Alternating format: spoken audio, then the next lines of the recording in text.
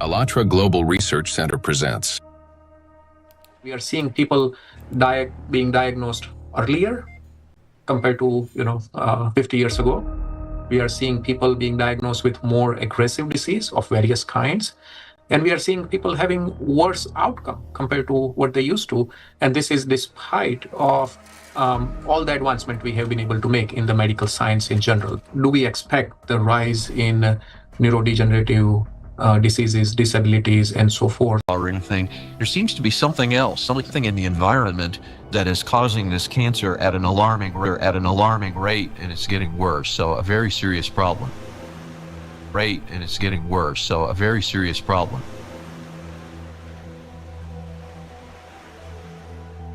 Diseases are emerging early in life. Today's generation is getting sick at ages when their parents were still healthy. And what's worse is that they're often battling not just one, but multiple chronic diseases simultaneously. How can this be happening despite all the advances in modern medicine? What if behind this rapid global decline in human health, there lies a hidden factor, one that we've overlooked all along? Nanoplastics, a threat to life. 1950s, and we have now, I guess, something between 400 and 500 million tons of plastic production every year, and this keeps accumulating, and in all our ecosystems. So it's not only affecting the human life, but the whole ecosystem. So it's every individual, every plant, even bacteria. They take them up. So that's something which we have to take into account. The fact that it now pervades from our deepest ocean to our highest mountain, that it's present in more or less every living sample that scientists have looked at, and in some populations in considerable proportions, and that it's now pervading, our food, drink, and the air we breathe, to me, is quite concerning. The science has clearly, without a doubt, shown that these chemicals, Again, instead, to endanger them. Unfortunately, people often underestimate the true threat posed by plastics. Many think of it merely as an environmental problem. Bottles scattered on beaches, debris floating across the sea. And yes, these do pollute our planet. But large plastic pieces alone cannot destroy the entire biosphere, including humanity, unlike the microscopic particles they eventually become. This of a human body at once. This single bottle, in the form of nanoparticles, would destroy a person within minutes. Micro and nanoplastics are a threat to life itself. And by life, we mean not only human existence, but the very survival of the entire biosphere. Scientists are sounding the alarm that even today, exposure to these particles is leading to deterioration of health, as well as physical and cognitive decline across humankind.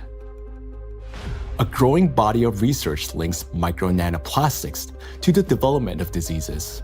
Genetics, very plastic bottle, breaks down into micro and nanoplastics. This documentary is a result of a large-scale investigation. We've examined hundreds of scientific studies and thousands of facts to answer key questions, like why are plastics so particularly dangerous? How can plastic particles threaten the very foundation of life? And what chances remain for humanity to change its course? Today, only a few hundred, perhaps a few thousand people truly understand the magnitude of this threat. We are living in an era when life on Earth is disappearing faster than ever since the age of the dinosaurs. Currently, the extinction rate of species is 1,000 times higher than the natural extinction rates, making our time one of the most devastating periods in all of history in terms of biodiversity loss. The sixth mass extinction is already underway. The modern world is plunging into a biological collapse, like the ones in the past that wiped out up to 99 billion tons of plastic. A material that was meant to make life easier, but has instead become a deadly trap for nature and for humanity. It is well established that most plastic is never recycled. Professor Antonio Ragusa, an Italian obstetrician gynecologist and researcher who first identified microplastic in the human placenta, explains how it continues its journey through the biosphere. Of the millions and millions of tons of plastic we produce, less than 10% gets recycled. More than 90% is dumped into the environment.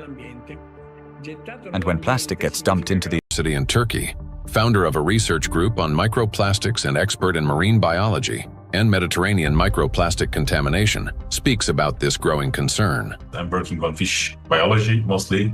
I was working on fish biology since 2016.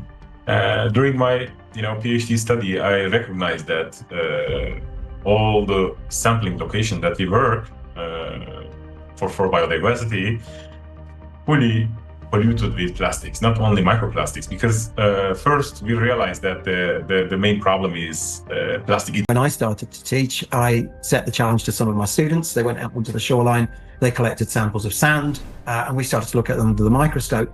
And from the very first samples, we could see pieces that did not look like sand grains, brightly colored pieces, red and blue. And it was then almost a kind of forensic journey to confirm their identity, and we confirmed that they were indeed plastics. We showed that they were present around the UK in a range of different habitats, in sediments and in the water column. And interestingly, in that first paper in 2004, my first paper on the topic, we used the term microplastic. That plastic does not disappear.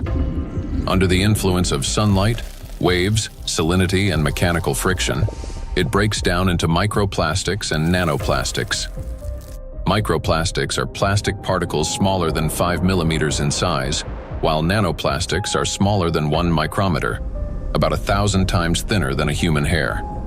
There are about 350 trillion microplastic particles in the surface layer of the ocean alone. Yet the real number is far greater. Scientists estimate that roughly 90% of nanoplastic particles are too small to be detected by current analytical instruments.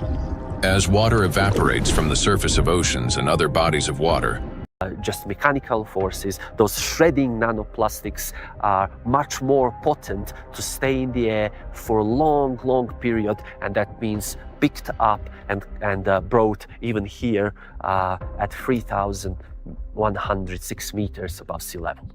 So what we discovered is that we have nanoplastics across all the stations, and we have nanoplastics even in the deepest ocean environment, and our deepest point is below 5,000 meters.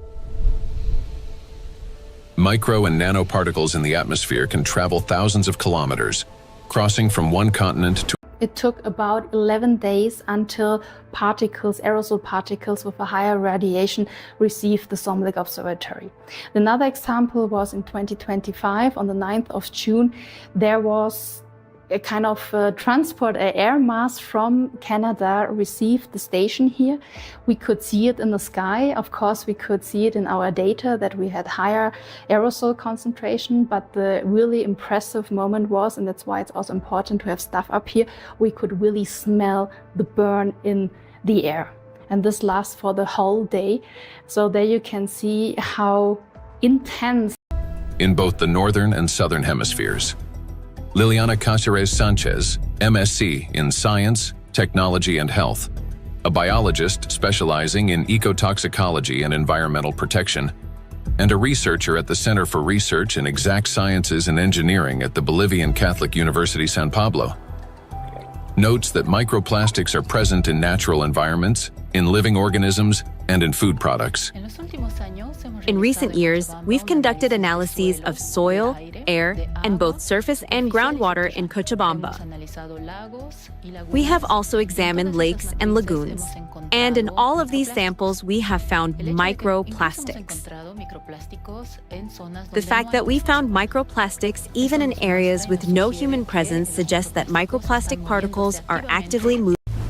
Due to microplastic pollution, 1 in 10 grains of the world's 3 main food crops, rice, wheat, and corn, may die before harvest. In addition, researchers from the University of Catania have found high concentrations of microplastic particles in apples, pears, carrots, potatoes, lettuce, and broccoli. Overall, apples and carrots contained the highest levels of contamination, and fruits were found to have more plastic particles than vegetables, 250 grams of plastic per year through food, the weight equivalent of 50 plastic bags. Moreover, humans inhale micro and nanoplastics. According to studies, an adult can inhale up to 106,000 microplastic particles during a 2-hour walk in a large city. And in areas near bodies of water, that number significantly increases. We encounter micro and nanoplastic every day when we brush our teeth, take a shower, eat, run errands, go for a walk, wear our clothes, use. Until fairly recently, about 15 years ago, people thought plastic was inert.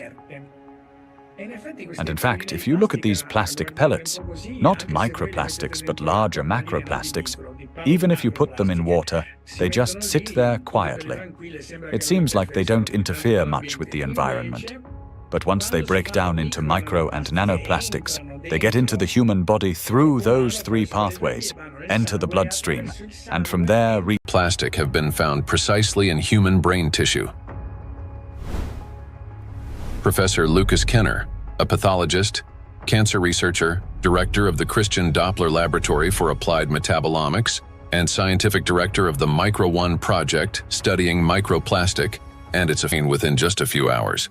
And we found out that particles which are in the bloodstream and cover themselves with cholesterol molecules, they easily can enter the blood-brain barrier, which is a very strict body barrier and protects the brain from toxic outside or even therapeutic substances. So it's, that it's difficult, for instance, to treat brain tumors because the blood-brain barrier is so strict also for medications. But particles can enter quickly because they cover themselves with molecules will help them enter the blood-brain barrier. And this is for me, it was really very striking to see that, that these particles in 2 hours after we give them an oral gavage, they're already in the brain.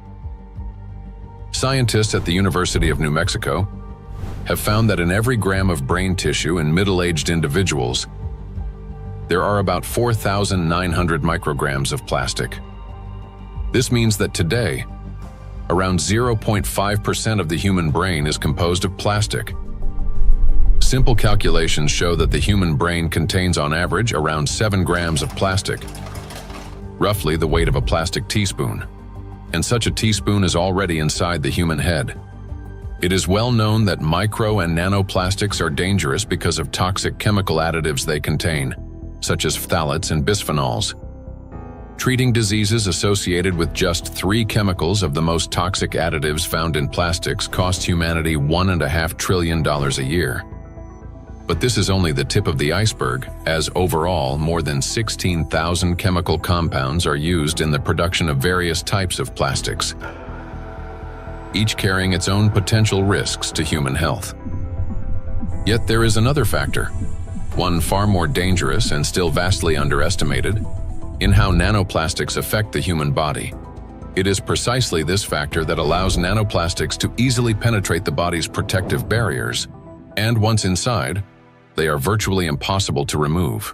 The destructive impact of plastics at the chemical level has already been examined in another documentary, A Trap for Humanity, part of which focused on the toxic additives in plastics and their devastating effects for human health. Now, the dangers from chemicals are, of course, the most visible and widely discussed part of the problem. But as our investigation continued, we realized that the true danger of plastics lie beyond the chemistry, extending much deeper into the realm of physics. To understand why plastic particles are so dangerous, we must first understand their unique physical properties. Unique properties of plastic. At the micro and nanoscale, plastic particles acquire new physicochemical properties. They can retain surface charge for longer periods and interact with electrostatic fields and other molecules. In this sense, micro and nanoplastics can be compared to an electret, a material that accumulates static electricity and holds it for an extended time. Moreover, plastic particles not only retain an electrostatic charge, but can also recharge it. This occurs through the triboelectric effect. That is, when plastic comes into contact with or rubs against other surfaces, including fabrics, cells, and liquids. In other words, plastic particles can recharge themselves, restoring their electrostatic charge again and again. To understand how the properties of plastic differ from those of other materials, we conducted a simple experiment. Here, inside transparent plastic cups, we suspended several objects made of different materials. A metal needle, a wooden matchstick, a copper wire, and a strip of magnesium. Now, while these objects remained motionless when a plastic rod was brought close, everything changed dramatically when we rubbed the plastic rod against the wall. That is, all the suspended object began swinging and moved toward the rod. So, what caused this reaction? The answer lies in the electrostatic charge that formed on the plastic surface. For example, a wooden rod, unlike plastic, cannot hold such a charge. Even after rubbing it with wool, the material caused no movement. The same was true for metal scissors, which showed no effect until the material touched a magnet. Only then did the metal needle respond. So this experiment clearly shows how material responds differently to electric and magnetic fields. Now, plastic stands out among other materials because it can not only accumulate, but also retain electrostatic charge for a prolonged period. This is distinct from wood, which quickly dissipates charge because of its moisture content, and therefore has little effect on other nearby objects. It's a dielectric material. Metals, on the other hand, do not hold charge but quickly redistributes it across their surface. They're conductors. Magnets, meanwhile, create magnetic rather than electric fields and thus cannot attract electrically neutral objects in the way a charged plastic can. So this is what makes electrostatically charged plastic so dangerous. It is an invisible force capable of changing everything around it. Once charged, plastic can attract even neutral particles, disrupting many natural physical processes. And as plastics breaks down into smaller fragments, micro and nanoplastics, it doesn't lose its properties.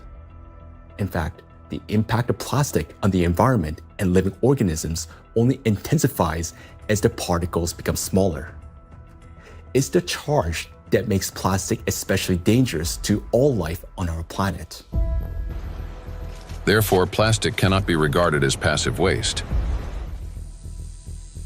It is an active, electrically charged material capable of interacting with nearly all substances on Earth, from atmospheric particles to living cells. The smaller the plastic particle, the more active it becomes, and the more dangerous its impact. If you view a microplastic particle and it's 5 millimeters in diameter and you break it down to a nanoplastic particle, which is 1 micrometer in size, you generate from one particle 125 billion particles, which is the number of galaxies we have in the universe. And the surface of these particles is 5,000 times larger than the 5 millimeter particle. So this just exemplifies how big an issue the breakdown of those plastic particles in even and all the time smaller particles. And these particles have maybe total different properties than the large 5 millimeter particles. So you not only change the size, but also the surface and the properties of the particles. Nanoplastic has an enormous surface area compared to its mass. It's like a tiny grain with the surface area of a football field. This is called a high specific surface area. The larger the surface, the greater the particle's ability to accumulate and retain electrostatic charge, and the more active sites it contains that bind proteins, metal ions, lipids, and other molecules from the surrounding environment can attach. To understand how dangerous these tiny charged particles are, let's run a simple mental experiment. For example, we have an ordinary 1.5 volt battery. If we divide it into 125 billion tiny batteries, And suppose each of them still had the same power output of 1.5 volts.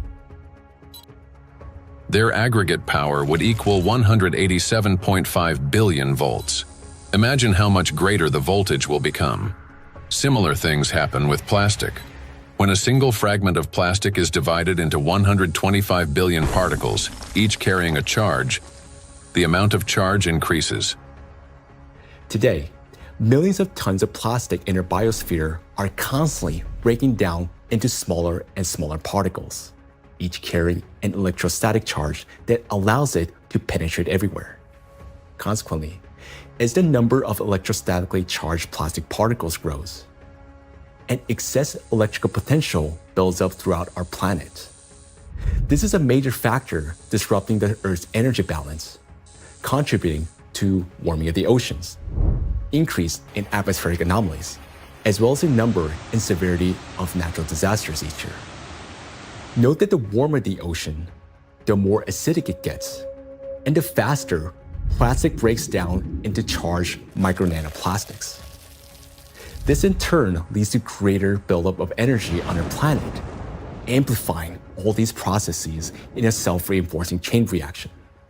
In addition, the smaller the particle, the more easily it penetrates the protective barrier of living organisms, including humans, triggering various chronic diseases and killing millions of people. We'll explore all of this in detail. In other words, plastic fragmentation does not make it safer. On the contrary, it transforms it into nanoparticles that readily penetrate living organisms. We know so far that compared to microplastics, nanoplastics can pass through the cell membranes much easily. That means that they can go to our bloodstream, not just us animals as well, and they can be carried to certain organs, deposited there, hard to be excreted back and things like that. This is why nanoplastic is far more dangerous than microplastic, as its capacity to accumulate electrostatic charge is significantly greater. Due to their electrolyte behavior and small size, plastics do not remain inert particles. They become charged and transform into trillions of micro and nano killers. It is through this charge that tiny plastics can penetrate deep into living tissues and even destroy them. Today, these particles are everywhere, and they're already interfering with the delicate electrical processes in nature. Now, we often think of electricity as something artificial, confined to light bulbs, batteries, and wires.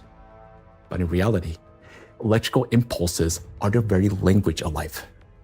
That is, they enable the entire biosphere to function.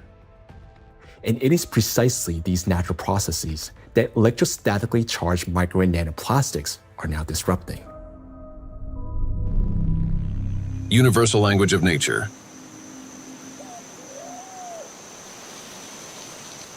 The universal language of nature is invisible, yet it is what connects all living beings into a single whole. Forests. In forests, tree roots are linked with fungal networks, forming a complex and interconnected system beneath the soil that scientists call the Wood Wide Web.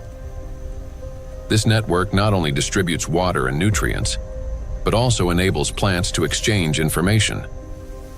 Plants communicate in two major ways: chemically, by releasing specific molecules, and electrically, by sending electrical signals similar to nerve impulses in animals and humans. For example, when insects attack, a tree generates an electrical signal that triggers defensive responses. This signal can travel through roots into the fungal network, reaching other trees. A similar effect was detected by scientists during a solar eclipse. The bioelectric signals of trees began to synchronize, forming a single impulse. The oldest trees responded first, as if they remembered such events, and were warning the younger ones. Through electrical signals, plants can coordinate their growth, warn each other of danger, adapt collectively to stress, and even store shared memory. It is precisely this finely tuned system that is now being disrupted by micro and nanoplastics. Today, forests have become vast reservoirs of microplastics. Research shows that forests capture microplastic from the atmosphere. As air currents pass through forests, they carry tons of microplastic particles. The forest functions as a massive filter.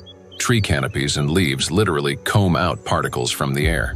In the past, this process helped purify the atmosphere from dust and dirt. Today, however, along with these natural particles, micro and nanoplastic are also being trapped. Unlike dust, which can become part of organic matter, plastic does not decompose. It remains in leaves, accumulates in soil, and persists in forest air. Every day, dozens of microplastic particles settle on each square meter of the forest canopy. Scientists estimated the annual deposition of microplastics in forest soils and showed that it correlates with the scale of plastic production in Europe.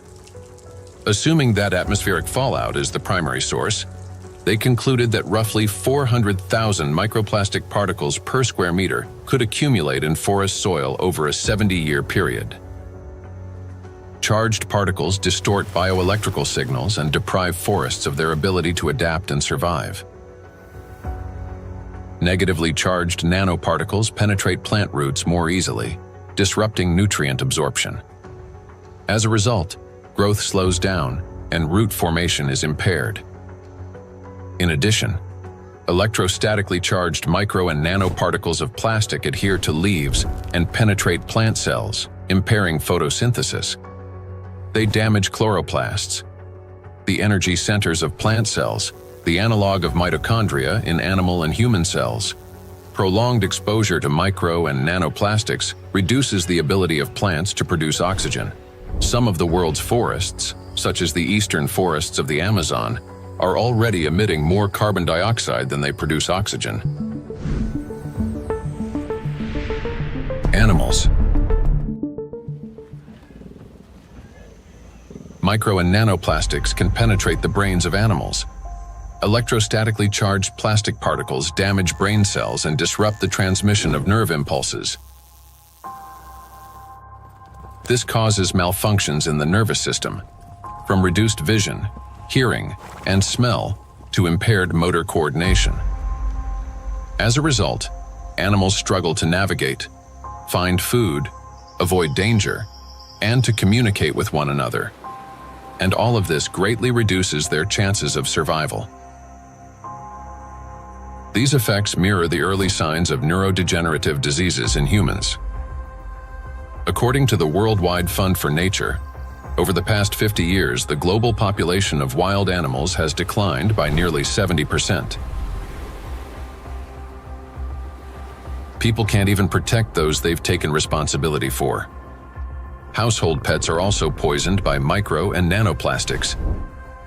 Pet food contains PET, the same plastic used to make bottles. Moreover, microplastic particles have been found in the tissues of cats and dogs. Scientists analyzed tissue samples from 49 animals, 24 cats and 25 dogs, that had died of natural causes and found that more than 70% of them had microplastics present in multiple organs.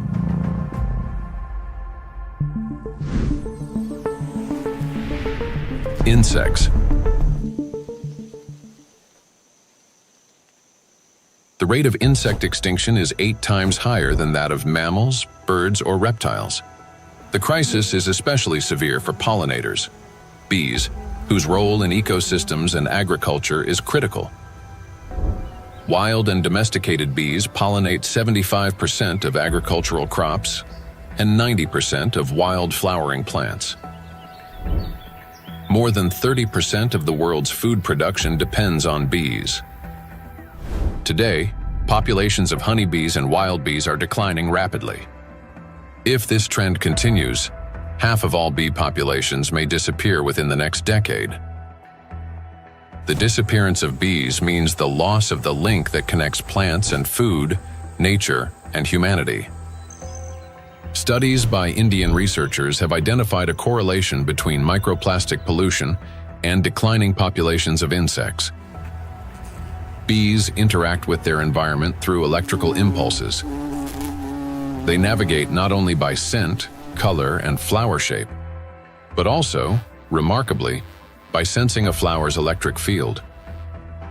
When a bee approaches a flower, they communicate through the electrical field. As bees fly, friction with the air gives their bodies a positive charge, while flowers, being grounded, carry a negative charge. This difference creates an electric field that allows pollen to transfer to the bee even before it lands. Experiments have shown that bees can distinguish flowers by their electric fields, associate specific electrical signals with the presence of nectar, and even determine a flower's freshness by the strength of its residual charge. After a flower has been visited, its electric field weakens, and other bees can read the signal that the flower contains less nectar. Moreover, the bee's own electric charge can stimulate a plant to release fragrance, attracting even more pollinators. Thus, an entire electrical communication system operates between bees and flowers. The electrostatic charge carried by micro and nanoplastics distorts these electrical impulses, affecting the bee's brain and nervous system. As a result, bees can no longer recognize flowers, locate nectar, find its way home, or identify members of their colony. Even the smallest doses of microplastics can be lethal to bees. Bees are covered in sensitive hairs and constantly interact with their environment, allowing plastic particles to settle on their bodies and easily penetrate them. One of the leading experts studying the impact of microplastics on insects is Professor David Baraki, PhD in ecology and animal ethology, biologist, and head of the Cognitive and Behavioral Ecology Lab, B-Lab, at the University of Florence. We already know from our studies and studies from other colleagues that, for instance, the microplastic can affect the gut microbiome. So if they feed with microplastics, this can generate dysbiosis, or the microbiota can be affected. In the same way, we found that it can affect the immune response. So both honeybees and bumblebees have a kind of immune depression, so they are not any longer able to fight infections. And they can also show altered behavior. So for instance, again, learning and memory is affected. Polyethylene doesn't seem to hurt too much honeybees, and polyestyrene had a strong impact not only on survival but also on learning and memory.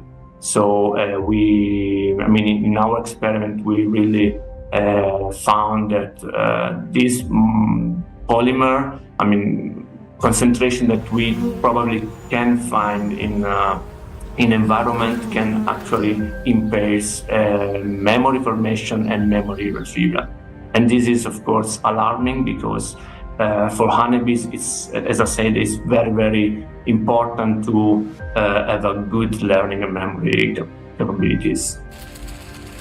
When microplastics enter a bee's body through food or air, they damage the intestine, disrupt metabolism and reproductive function, weaken the immune system, and alter their behavior, even to the point of losing the ability to navigate.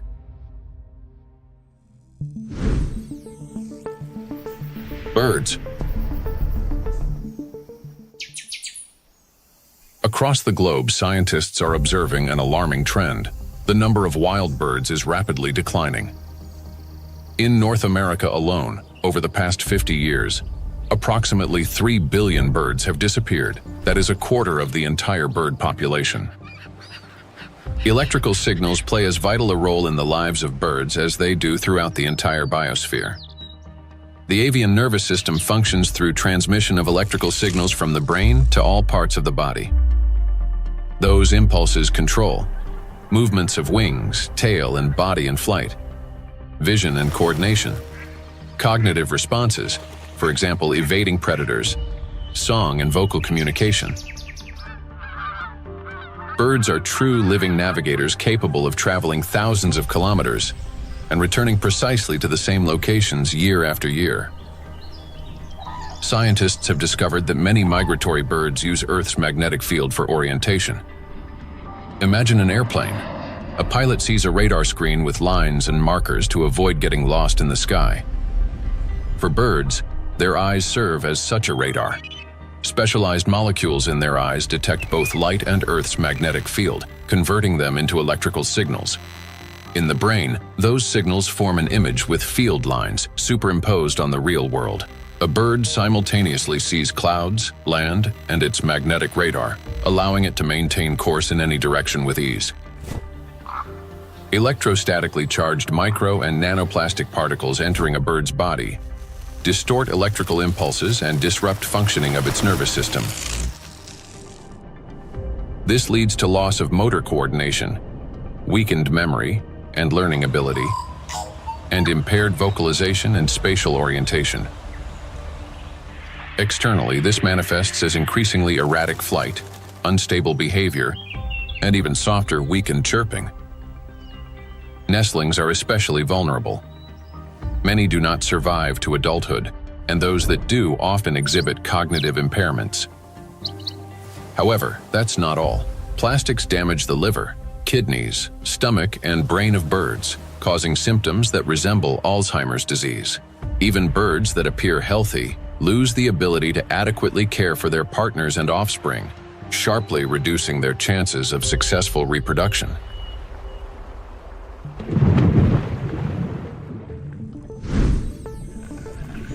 Marine life.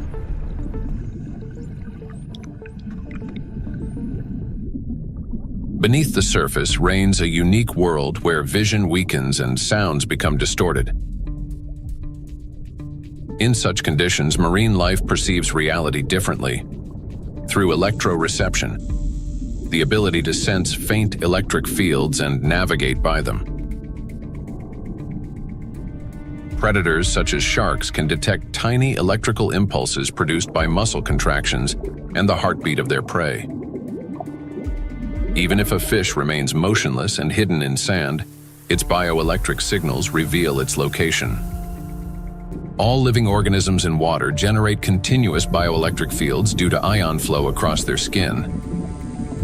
Those fields are subtly altered when the animal moves or when another living being appears nearby. Electrical impulses are an inseparable part of life itself, even underwater. Electrostatically charged micro and nanoplastics can distort or block those signals, which makes marine creatures especially vulnerable. As a result, marine animals and fish lose their ability to accurately locate prey, avoid predators, and follow migration routes. This threatens their survival and leads to population declines. Furthermore, fish exposed to microplastics exhibit a wide range of toxic effects, from immune system dysfunction to altered blood composition. Signs of neurotoxicity, growth retardation, and reduced reproductive capacity have also been documented in fish.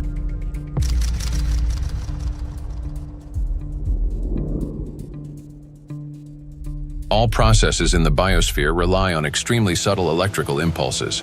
It is these impulses that become distorted by electrostatically charged micro and nanoplastic.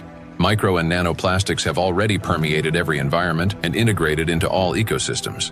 The examples given here represent only a small part of a global problem.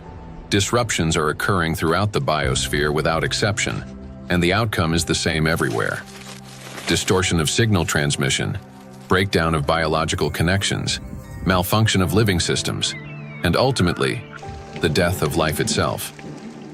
Micro and nanoplastics are everywhere, and everything they touch is slowly dying.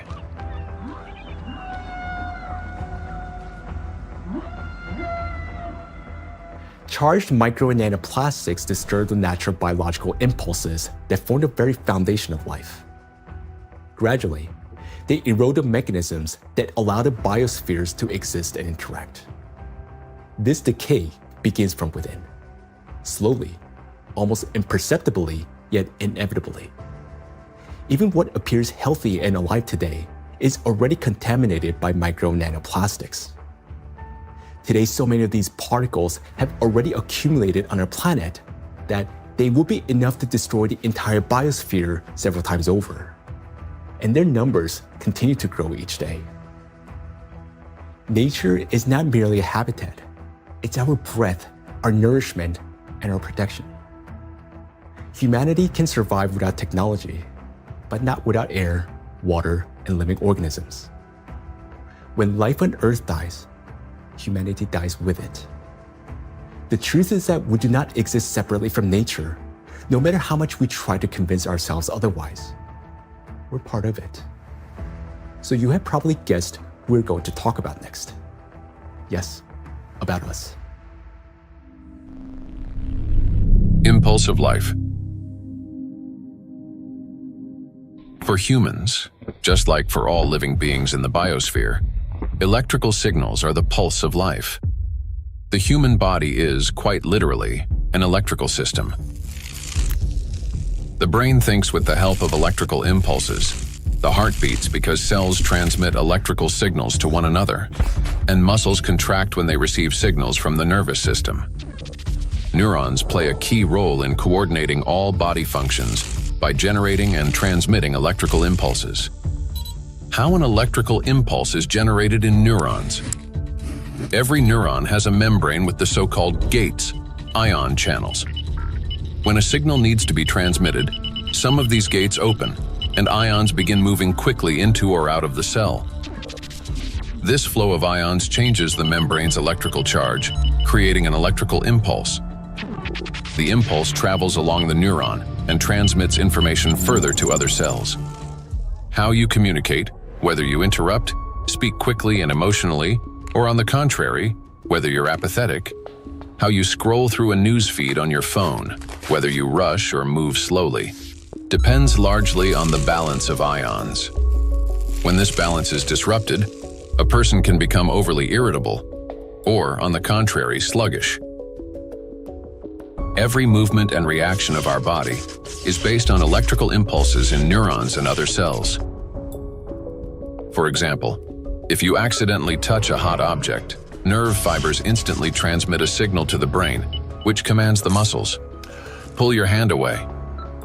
Without electrical impulses, the body wouldn't be able to maintain a stable internal state, homeostasis. Even the immune system cannot function without electrical impulses. The speed and strength of every immune cell's response depend directly on the quality of impulse transmission. Emotions and thoughts are also the language of electrical impulses. When you feel joy, sadness, excitement, love, or recall a memory, tiny electrical sparks run between neurons. They're like messages between friends. One neuron writes, another reads, and passes it on. Through these chains, thoughts, emotions, and decisions are born. When you learn something new, that too is the work of electrical impulses. They create new neural connections, as if paving little pathways in the brain that make it easier for impulses to travel later on. Even at the very beginning of life, when a sperm cell fertilizes an egg, an extraordinary phenomenon occurs. This contact triggers a cascade of biochemical reactions, including the release of billions of zinc ions. This impulse acts like a start button that activates the egg and initiates the very process from which the future embryo begins to develop. We rarely think of ourselves as electrical systems, yet that's exactly how our bodies function. Nature created a perfect design in which countless vital processes and interactions occur through electrical impulses. But there was one thing that nature could not have foreseen: that humans would create an enemy capable of infiltrating and disrupting this perfect mechanism. In studying micro and nanoplastics, we discovered that their most dangerous weapon is invisible. It is the electrostatic charge that these particles accumulate and retain. This charge begins to destroy us from within, starting from the very foundation of life, the cell. Inside the cell, charged nanoplastics cause the greatest harm. They disrupt communications between the cells, trigger self-destruction programs, and deprive cells of their ability to generate energy for sustaining life. The question is, how do plastics do this? How do micro and nanoplastics damage the body's cells? Disruption of interactions between neurons. Electrostatic charge and extremely small size allow nanoplastic particles to penetrate inside human cells. The impact of nanoplastics on cell function can be clearly traced in neurons, cells of the nervous system, as their function is directly linked to the generation and transmission of electrical signals. Valérie Etkin, Doctor of Physical and Mathematical Sciences and member of the European Academy of Natural Sciences, emphasizes that the impact of nanoplastics on nerve cells manifests at the most fundamental levels. Nanoplastics significantly influence the generation and transmission of neural impulses through multiple mechanisms that disrupt ion transport and the electrical activity of neurons responsible for transmitting nerve signals in the body. Each neuron functions like a miniature battery. It constantly maintains a difference in electrical charge between the inside and outside of its membrane. This enables the neuron to be ready to transmit a signal at the right moment. Charged nanoplastic disturbs this delicate balance, making the cell behave unpredictably. A neuron may activate prematurely, like a light flickering on without command, or conversely, fail to transmit a signal when needed. Such interference disrupts the operation of entire neural networks, like a city experiencing power outages, where neighborhoods go dark one after another, leading to a blackout. In addition, as shown by research conducted by Chinese scientists from Southern Medical University in Guangzhou, nanoplastic interferes with the operation of ion channels. Nanoplastic carrying an electrostatic charge can interact with these channels and alter their structure. As a result, the gates may fail to open or remain open for too long. This also disturbs normal signal transmission throughout the nervous system. When electrostatic interactions occur with charged membrane lipids, they cause a redistribution of charged lipids and proteins within the membrane, which leads to impaired functionality of these lipid membranes. This results in localized changes in ion concentration and the formation of ion concentration gradients around charged particles. The function of ion pumps, which are essential for maintaining ion balance, becomes disrupted.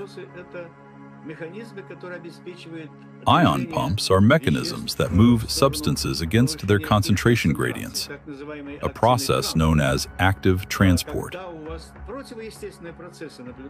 When these processes become unbalanced, they accumulate energy that can later be used by biological systems to perform work.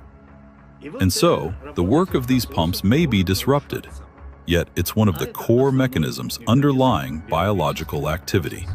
Signal transmission between neurons is a complex yet remarkably coordinated electrochemical communication process in which special molecules, neurotransmitters, play a crucial role. These molecules act as couriers, transferring information from one neuron to another in a strictly ordered manner. Nanoplastic particles carrying an electrostatic charge can interfere with the release of neurotransmitters or trigger their discharge without proper signaling. As a result, chaotic and false signals emerge in the brain, as if the nervous system can no longer distinguish what messages to send, when to send them, or where they should go.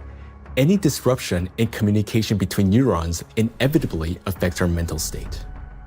If you find yourself becoming forgetful or absent-minded, if you have difficulty concentrating or remembering even simple things, it may be a sign that the degradation of neural connections has already begun.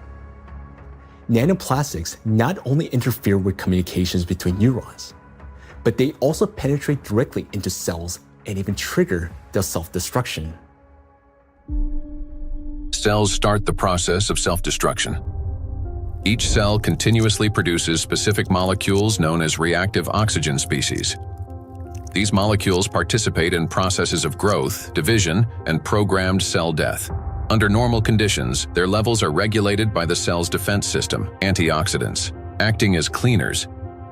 Antioxidants rapidly neutralize excess reactive oxygen species, preventing them from damaging the organism. When a cell is exposed to irritants, such as infection, injury, or toxins, it produces elevated levels of reactive oxygen species, which in excess can damage vital cellular structures. This leads to oxidative stress, a kind of chemical assault within the cell. In response to damage and oxidative stress, a natural defense mechanism is activated: inflammation. Its purpose is to eliminate the source of injury and restore balance.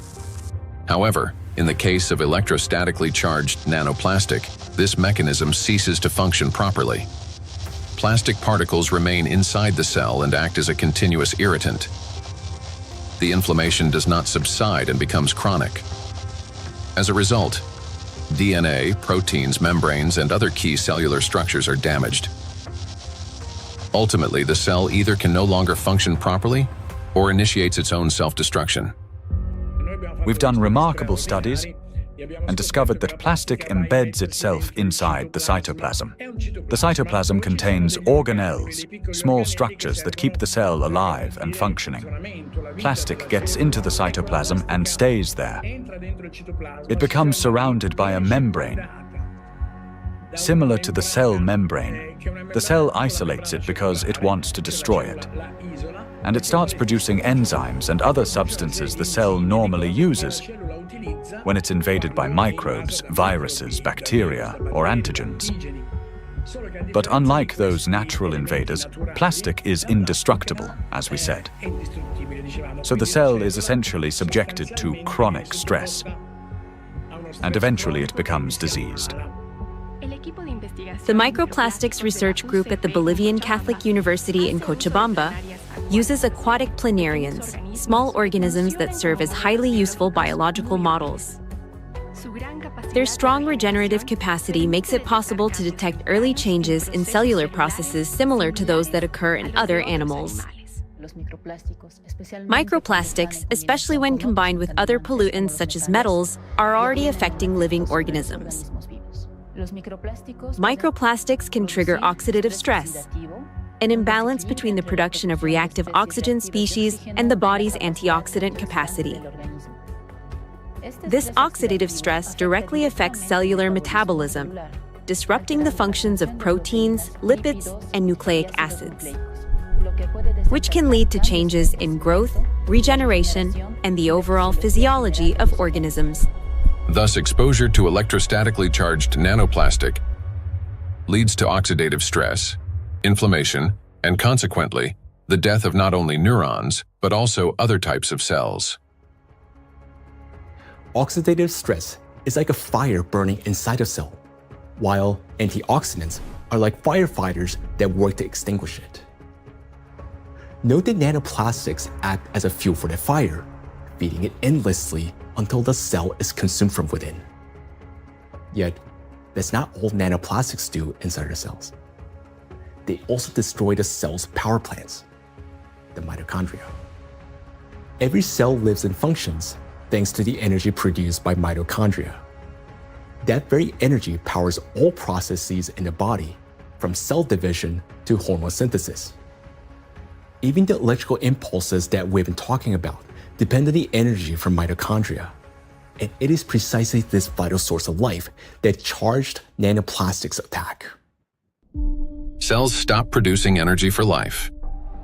Recent studies have shown that mitochondria are particularly vulnerable to the effects of nanoplastic.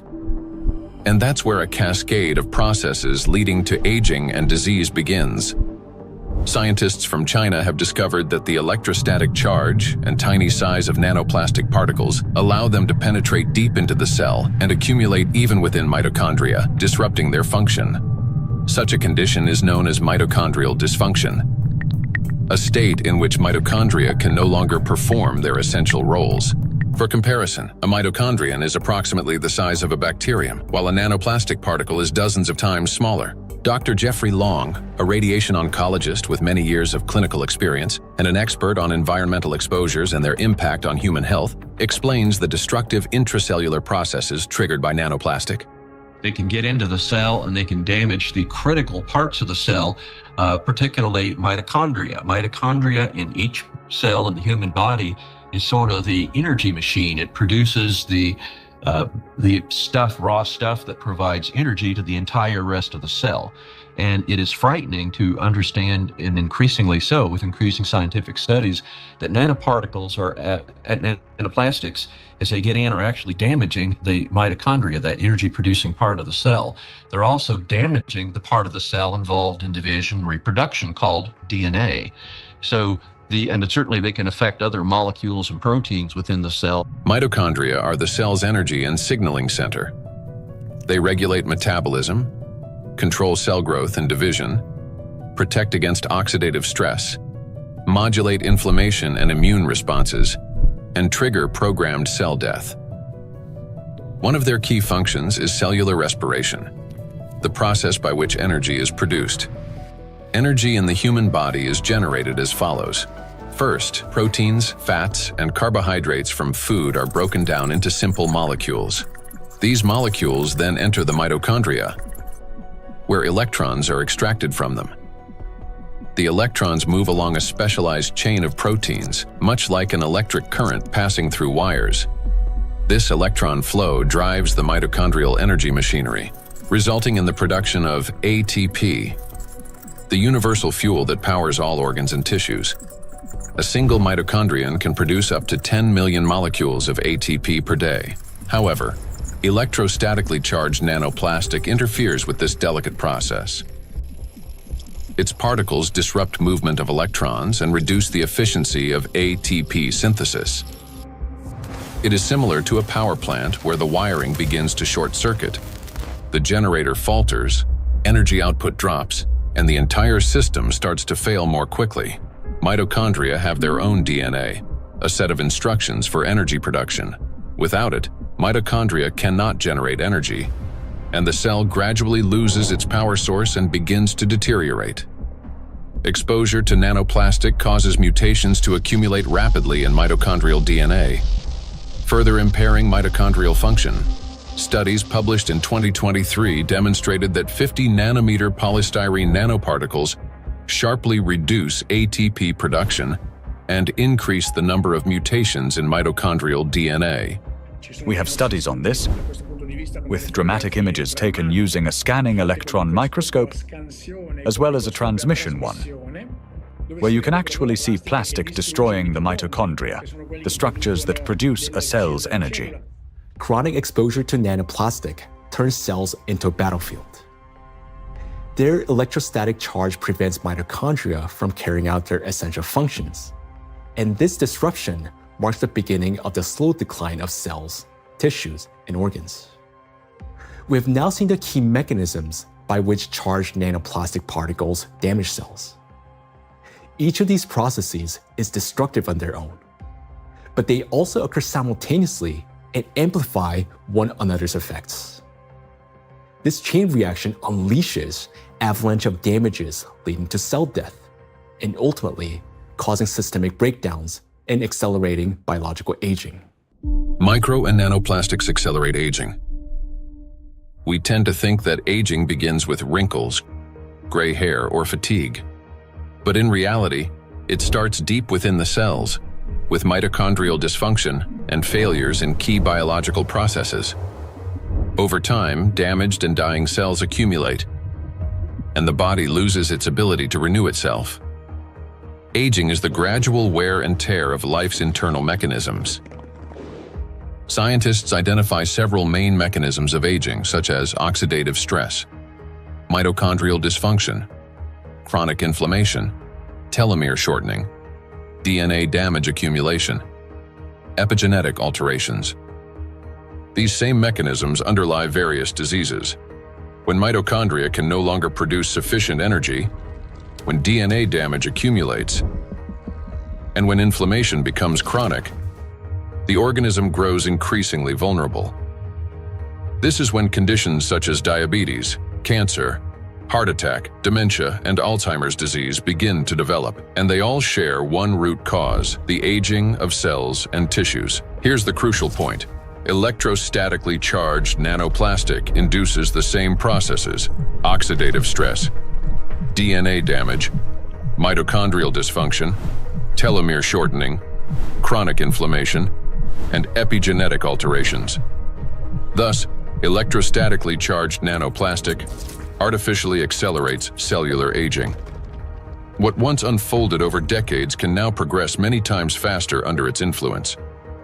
And we are already witnessing the consequences. Diseases are becoming younger. Scientists have found that modern generations develop illnesses earlier and accumulate more chronic conditions than their parents did at the same age. Even a difference of just a few years now translates into noticeably higher rates of disease. Cancer and hypertension remain the most common conditions.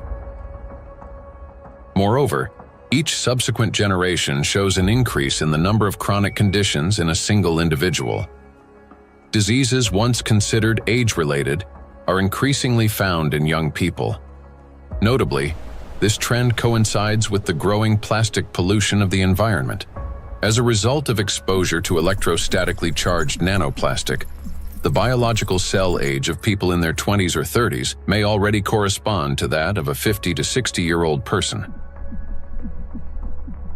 So very frightening how widespread nanoplastics are everywhere. Probably each and every one of our cells, even to you talking and among the audience listening, probably all of our cells have at least some nanoplastics. So let's summarize. Aging is a gradual breakdown of the cells in our bodies. Nanoplastics accelerate this deterioration, and thus the aging itself through all those destructive processes within the cells that we've just talked about. And here lies the crucial point. The same mechanisms that drive aging also underlie many chronic diseases. In other words, micro and nanoplastics not only speed up aging, but also contribute to the development of diseases.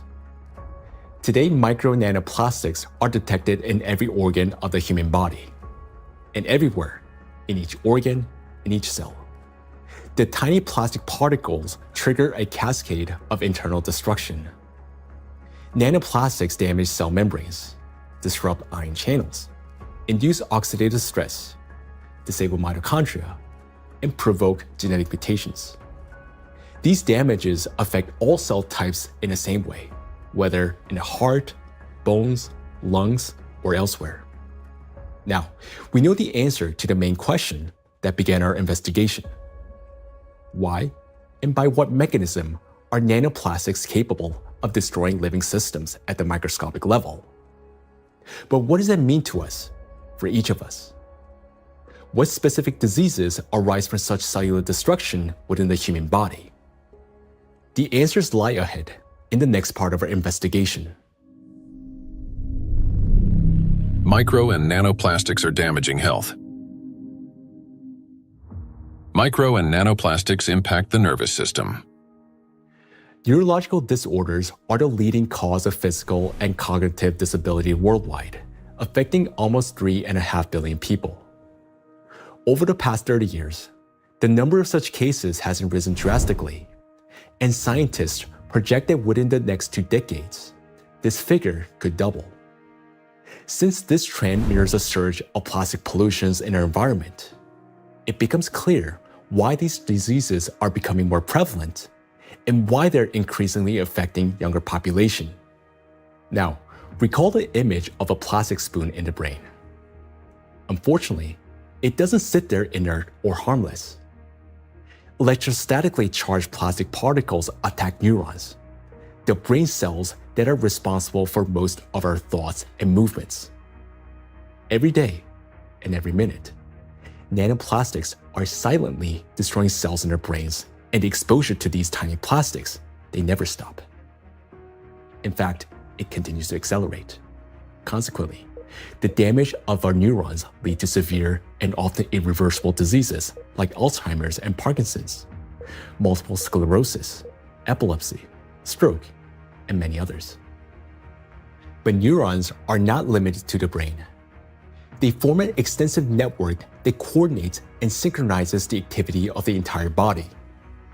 And when they're damaged, the autonomic nervous system begins to malfunction, disrupting the function of internal organs. For example, the intestines contain about 500 million neurons, often referred to as a second brain. This vast network plays a vital role in digestion, immunity, and even emotional regulation.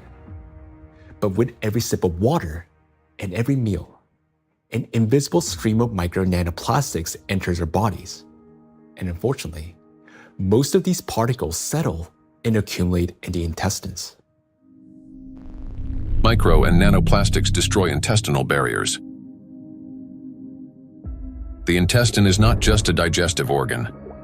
About 70% of the cells in our immune system are concentrated there, which means its condition directly affects the protection of the entire body.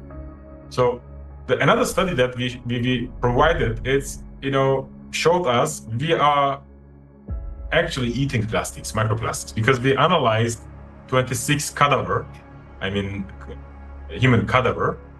We just investigate their intestinal system, their gut content, and we found like between 9 and 10 microplastic per person in their stomach. So this is like a acute exposure. At that time, they exposed that amount of microplastics because when you eat something, it will pass through your intestinal system. Some of them will remain inside the system. This is what we found: the remain microplastic particles inside the human stomach, because grams doesn't give enough information about exposure, because the particles behave according to their shape rather than their mass, because the definitive transportation feature of plastics or particles is size, because all the human barriers, the gut barrier, intestinal blood barrier, they are selective for size and the type.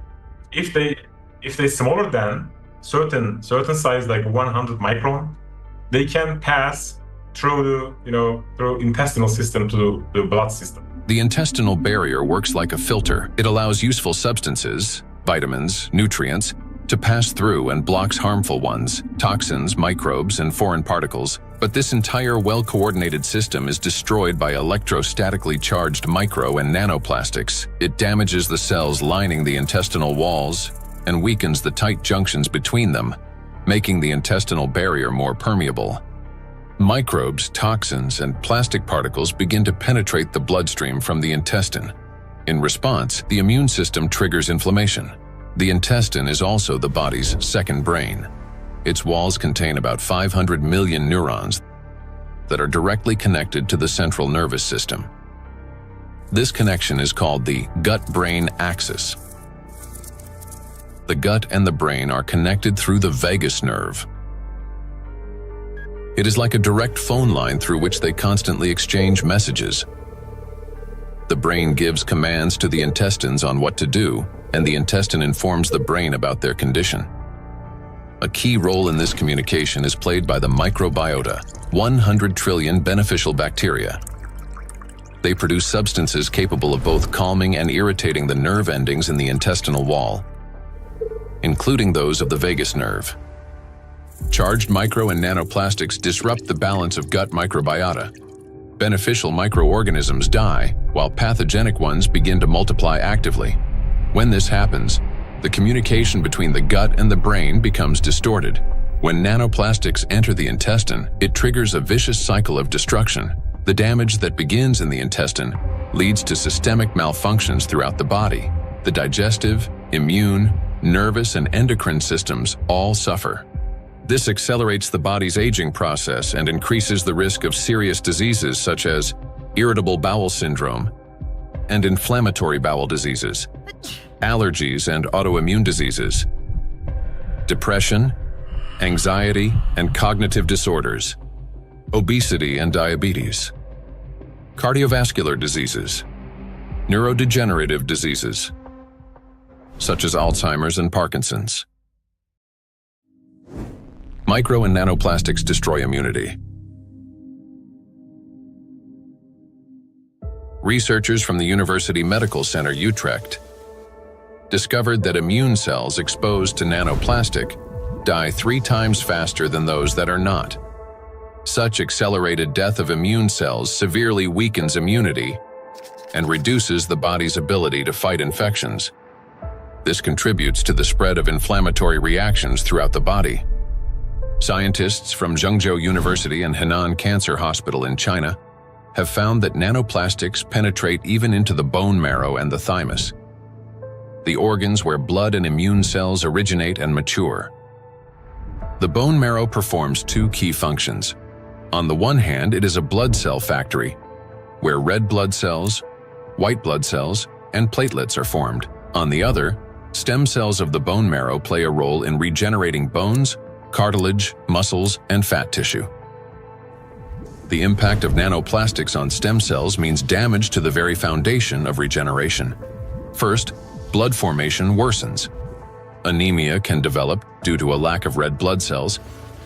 Immunity decreases due to fewer white blood cells. And the risk of bleeding rises because of platelet deficiency.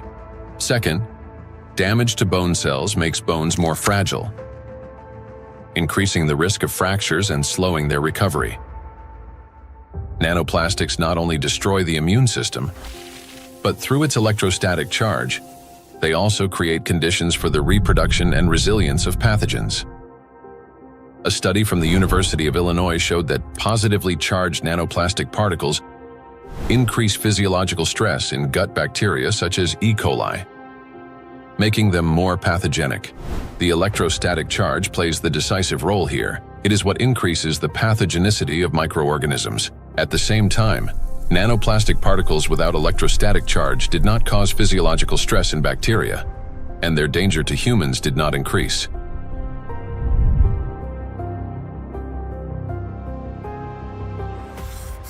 The experiment showed that microplastics, especially polystyrene, can absorb up to 98.6% of viruses, prolonging their survival outside the body for up to 7 days.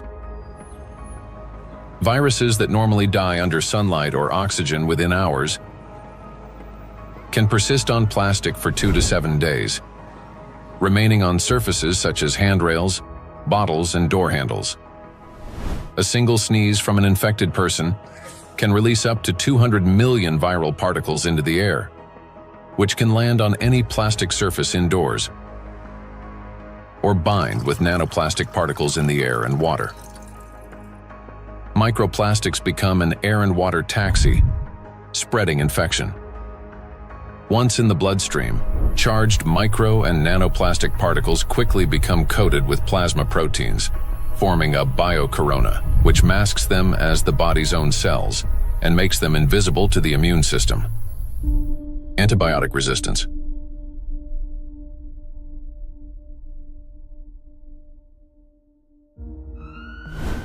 In 2019, antimicrobial resistance was directly responsible for more than 1 million deaths, with nearly 5 million additional deaths linked to related complications. Studies in 2025 show that plastic helps bacteria develop resistance to antibiotics, driving a crisis that medicine is increasingly unable to control. Why? Because plastic is the perfect platform for bacterial growth. On its surface, they easily form biofilms, a dense protective layer shielding bacteria from sunlight, drying out, immune system attacks, and, most importantly, from antibiotics. Just like viruses, bacteria can survive on plastic longer than on other materials, sometimes for 3 days or more. This makes microplastic an efficient carrier of dangerous microbes through water, soil, and food. Paul Dabzak, PhD in water chemistry and microbiology, researcher at Center for Research in Exact Sciences and Engineering at the Bolivian Catholic University San Pablo, notes that the presence of biofilms on microplastics makes them even more dangerous. In the laboratory, we study how microplastics interact with metals and microorganisms. We observe that microplastics can absorb metals through both physical and chemical sorption processes, and that this ability increases in the presence of bacterial biofilms that develop on the surface of the particles. These interactions depend on the type of plastic and the size of the particles, which alters their electrostatic charges. This causes microplastics to act like a magnet, attracting even more contaminants to their surfaces. In laboratory conditions, researchers from Boston University found that when bacteria come into contact with microplastic, they activate a special metabolic process linked to electron transfer. Simply put, plastic particles can share electrons with bacteria, acting as a kind of power bank for them. This process is called extracellular electron transfer. It gives bacteria extra energy, which first of all, makes them stronger, helps them divide faster, mutate, and build resilient multi-layered biofilms that block antibiotics from penetrating. Secondly, this extra energy directly accelerates antibiotic resistance. What's worse, even after plastic was removed from the experiment, bacteria retained their new properties. They mutated, became more resistant, and continued forming strong biofilms on other surfaces, even without plastic support. This means plastics may accelerate the rise and spread of the so-called superbacteria that are resistant to drug treatment. According to WHO estimates, by 2050, antimicrobial resistance will claim 10 million lives every year. Meanwhile, new antibiotics are being developed far more slowly than bacteria evolve. So think about this. Charged microplastics not only help bacteria to survive, but they also enable them to mutate into superbacteria that are resistant to antibiotics. This discovery reshapes our perspective on plastic pollution because we now understand that the problem is far more alarming than we have previously believed. And each year, the threat of antibiotic resistance is growing. In many countries, standard drugs are already losing their effectiveness, and even common infections are becoming increasingly difficult to treat. If this trend continues, antibiotics could soon become entirely useless. Micro and nanoplastics affect the respiratory system. The inhalation pathway of micro and nanoplastics is especially dangerous because plastic particles carrying an electrostatic charge can reach not only the lungs, but also travel directly into the brain through the olfactory pathway. Chinese researchers have estimated that in just 2 hours outdoors, an adult can inhale up to 106,000 microplastic particles, and a child about 73,000. Given the lower body mass of children, the concentration of inhaled microplastics per kilogram is on average 4 times higher in children than in adults. Once inside the respiratory tract, micro and nanoplastic particles carrying an electrostatic charge trigger a chain of destructive reactions in every cell of the bronchi and lungs. They cause oxidative stress and chronic inflammation, leading to severe consequences such as the onset and worsening of bronchial asthma, progression of chronic obstructive pulmonary disease, pulmonary fibrosis, in which healthy lung tissue is replaced by scar tissue, and an increased risk of malignant tumors of the respiratory tract. In a study conducted in 2021, microplastics were found in 13 out of 20 lung tissue samples. In patients with respiratory diseases, particles were found in every sample of throat phlegm. What's more, plastic fibers have been discovered in malignant lung tumors. According to the World Health Organization, lower respiratory tract infections remain the world's deadliest infectious disease and rank among the top 5 leading causes of death. Cancer of the trachea, bronchi, and lungs ranks 6th among the leading causes of death. Micro and nanoplastics disrupt the functioning of the heart and blood vessels. Cardiovascular diseases are the leading cause of death worldwide. despite tremendous efforts by the scientific community to develop and introduce innovative treatments. Both the incidence and mortality from these diseases continue to rise. How do micro and nanoplastics damage the heart and blood vessels? The main thing electrostatically charged nanoplastics do is they destroy the mitochondria inside our cells. The heart is one of the body's most energy-demanding organs, and it's the mitochondria, the energy producers, that give it the power for every single beat. And when mitochondria start to malfunction, the heart literally stalls. It no longer has enough energy to maintain a normal rhythm or strong contractions. Heart attacks and strokes remain the world's leading causes of death among all diseases. In this context, it's especially alarming that scientists have found micro and nanoplastics inside atherosclerotic plaques, dense deposits within arterial walls that narrow the vessels and can obstruct blood flow. When a vessel becomes constricted or a clot forms, blood circulation to the heart or brain is disrupted, sharply increasing the risk of a heart attack or stroke. Research shows that when microplastics are present in carotid artery plaques, the risk of these life-threatening events and fatal outcomes rises by 4.5 times. Micro and nanoplastic particles trigger blood clot formation. When micro and nanoplastics enter the bloodstream, they don't simply drift there passively. Because of their electrostatic charge, plastic particles stick to vessel walls and attract blood proteins and cells. These coated particles damage the endothelium, the ultra-thin layer of cells lining the inside of blood vessels. The endothelium is like an intelligent shell of the vessels. It regulates their dilation and constriction, controls blood clotting, and protects against inflammation.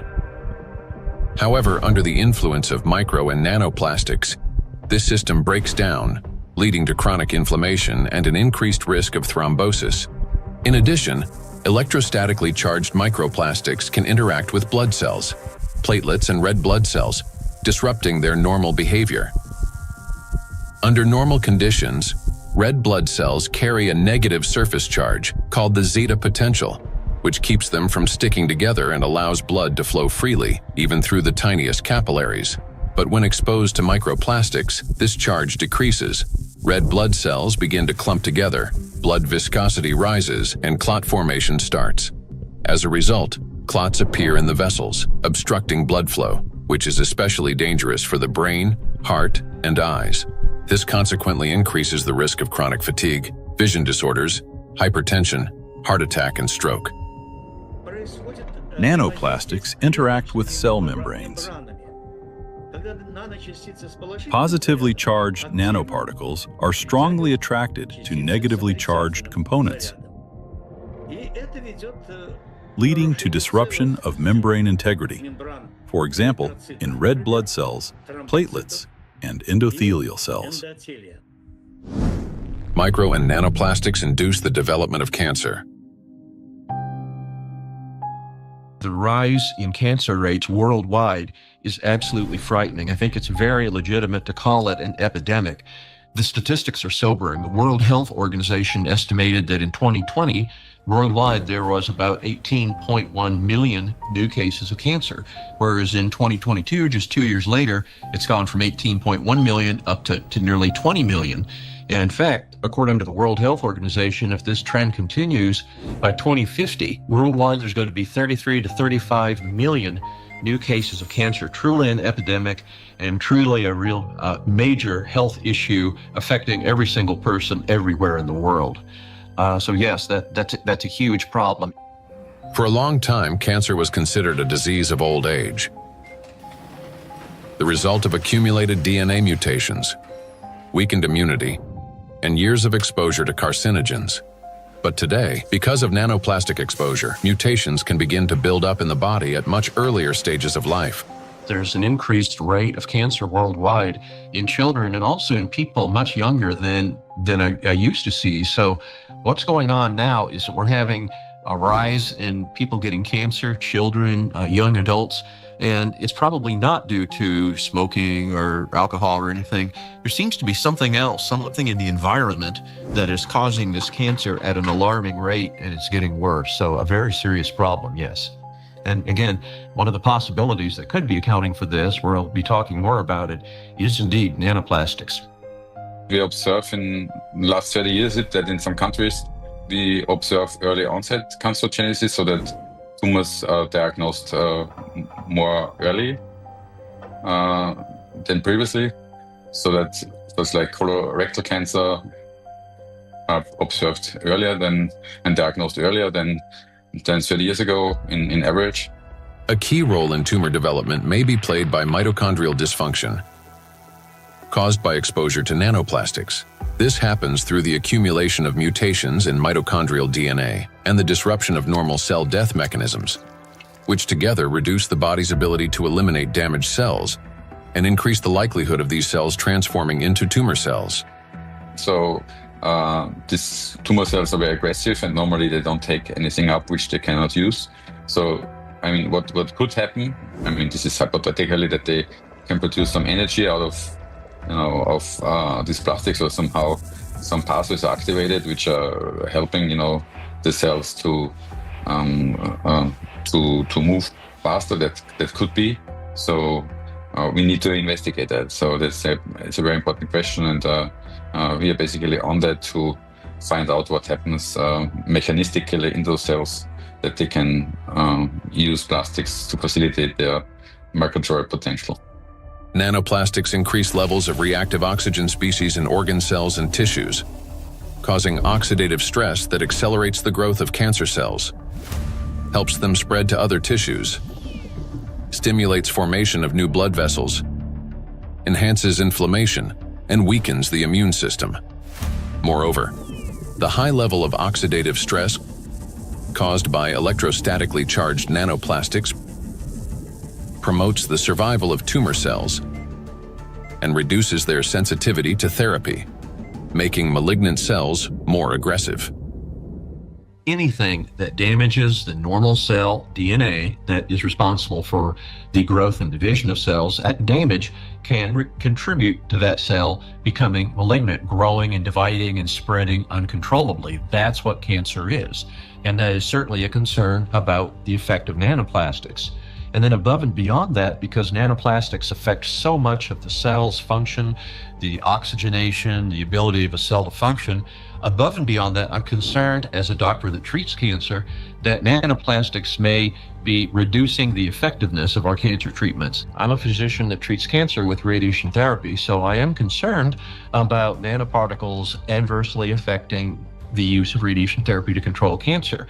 And there's actually been some preclinical research on this that does suggest that the nanoparticles, and certainly contributed to by the typical negative charge that they have, in addition to adversely affecting cells, can actually reduce the effectiveness of radiation therapy. There's certainly a significant theoretical reason to believe that the nanoparticles may reduce the effectiveness of cancer treatments, not only my modality of radiation therapy, but certainly I have the same concern about it reducing the effectiveness of chemotherapy or other systemic treatments or immunotherapy. Research by the Medical University of Vienna has shown that micro and nanoplastic particles remain inside cells far longer than previously believed, as they are passed on to newly formed cells during division. In addition, there are also early indications that these plastic particles may play a role in tumor metastasis. So that's one of the problems, that the tumor grows very quickly and then also disseminates. And what we observed is that these particles are kept by the cells even after cell division, and then they are helping the cells to migrate quicker, so they can move quicker. And that's a property which we also observe in tumor cells when they are in the body, so that they can move to other places and even metastasize. And so we have to assume that also in the body, that these tumor cells can basically use those plastics to proliferate and move around in the body. When I came to this plastic topic, I thought myself, that this is, we introduce here material which is potentially toxic, potentially accumulating over the years, over the decades of the centuries, so maybe for a very long time, affecting our health, but also the evolution. I not only mean the cancer evolution of how cancers originate, but even the evolution of new species and the evolution of the whole ecosystems. Nanoplastics affect every system in the human body. They act as a trigger, setting off a cascade of processes that lead to serious illnesses, all because of their electrical charge. Today, we know that nanoplastics play a significant role in the development of conditions that have become the leading causes of death worldwide. It may seem that the humanity has already faced its greatest threats: antibiotic resistance, autoimmune and neurodegenerative diseases, and cancer. Yet, there is something even more frightening than disease itself. Imagine living an ordinary life, feeling healthy, full of energy, going to gym, delivering a presentation, meeting friends. But then, a moment later, one suddenly dies. The body stops functioning as if someone has switched the lights off. Is there a link between MNPs and sudden death syndrome? Sudden adult death syndrome remains one of the most troubling and unexplained medical mysteries. A person may show no signs of illness, yet their life ends abruptly, leaving doctors and loved ones without an answer to the question, why? According to the World Health Organization, sudden arrhythmic death claims about 5 million lives worldwide every year. In Europe and the US, it accounts for up to 20% of adult deaths from cardiovascular disease. Traditionally, the main causes have been hidden heart conditions: coronary artery disease, arrhythmia, cardiomyopathy. But in recent years, researchers' attention has increasingly been drawn to a new risk factor: exposure to micro and nanoplastics. In order to understand how nanoplastics can trigger processes that can lead to sudden death, let's recall what they can do. As we know, the most destructive property of nanoplastic is the electrostatic charge on its surface, which allows these particles to interfere with the transmission of electrical impulses between cells and distort the signals that coordinate the function of organs and the body as a whole. And because this same electrostatic charge can also disrupt mitochondrial function in every cell, leading to energy deficiency, inflammation, and ultimately cell death, the greatest danger arises in the most energy-consuming organs, the brain and the heart, where such disruptions can trigger sudden death syndrome. Our brain controls breathing and heart function through precise electrical impulses. If nanoplastic blocks or distorts these signals, the heart can cease to beat or breathing can stop. And this breakdown is not sudden. It results from a gradual accumulation of disruptions. That is, the signals from the brain's cardiovascular center become increasingly distorted and unstable, step by step, impairing the transmission of electrical impulses within the heart muscle. While this initially appears as arrhythmias, the heart beating too fast, too slowly, or irregularly, these malfunctions worsens and eventually reach a critical threshold, at which point the rhythm collapses and the heart stops. To those nearby, it may seem instantaneous, but in reality, the failure has been long developing over time. A similar process affects breathing. Signals from the brain's respiratory center, under the influence of nanoplastics' electrostatic charge, become progressively more erratic. After the critical threshold is crossed and the brain's commands can no longer get through, breathing stops entirely. In other words, sudden death is the final outcome of a gradual dysregulation of the heart and breathing, a process that silently progresses until it crosses a point of no return. And while we go about our daily routines making plans for the future, nanoplastics continue to damage our bodies cell by cell, day after day. It is terrifying to realize how severely nanoplastics affect the human body. Even more disturbing is the fact that we cannot control our exposure to them. Nanoplastics enter our bodies constantly through the air we breathe, the water we drink, and the food we eat. This has already become our everyday reality.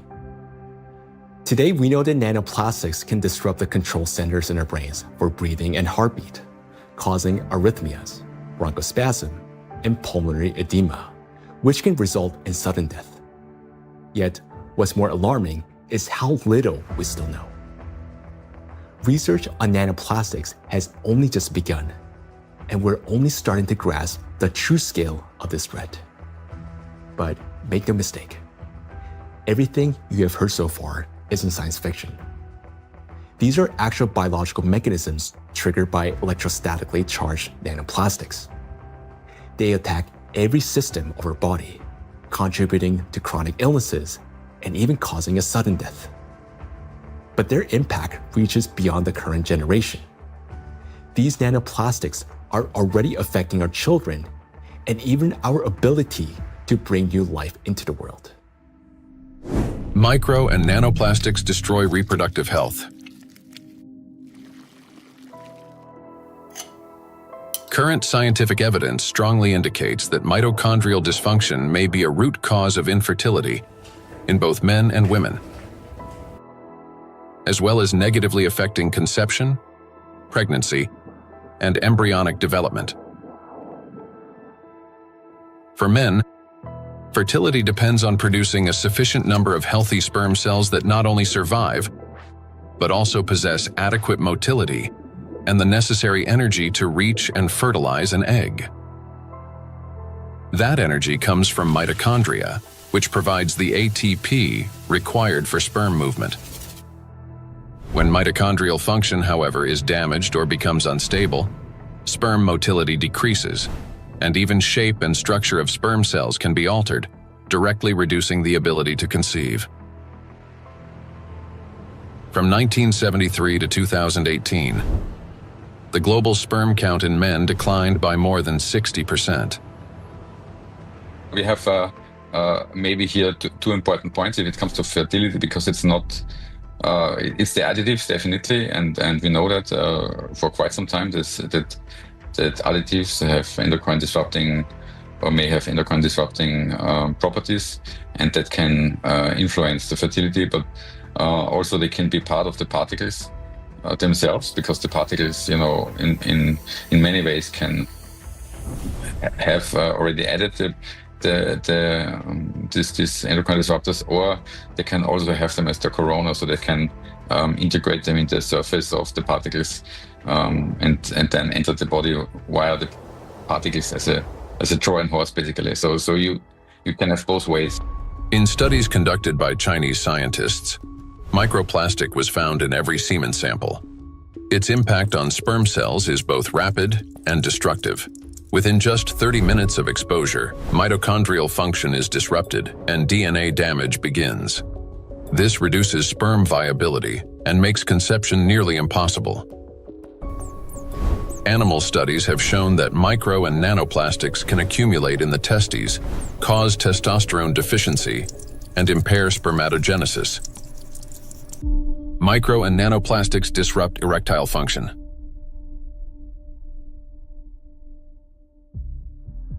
Insufficient testosterone production can lead to infertility, reduced libido, erectile dysfunction, and in adolescence, delayed sexual development.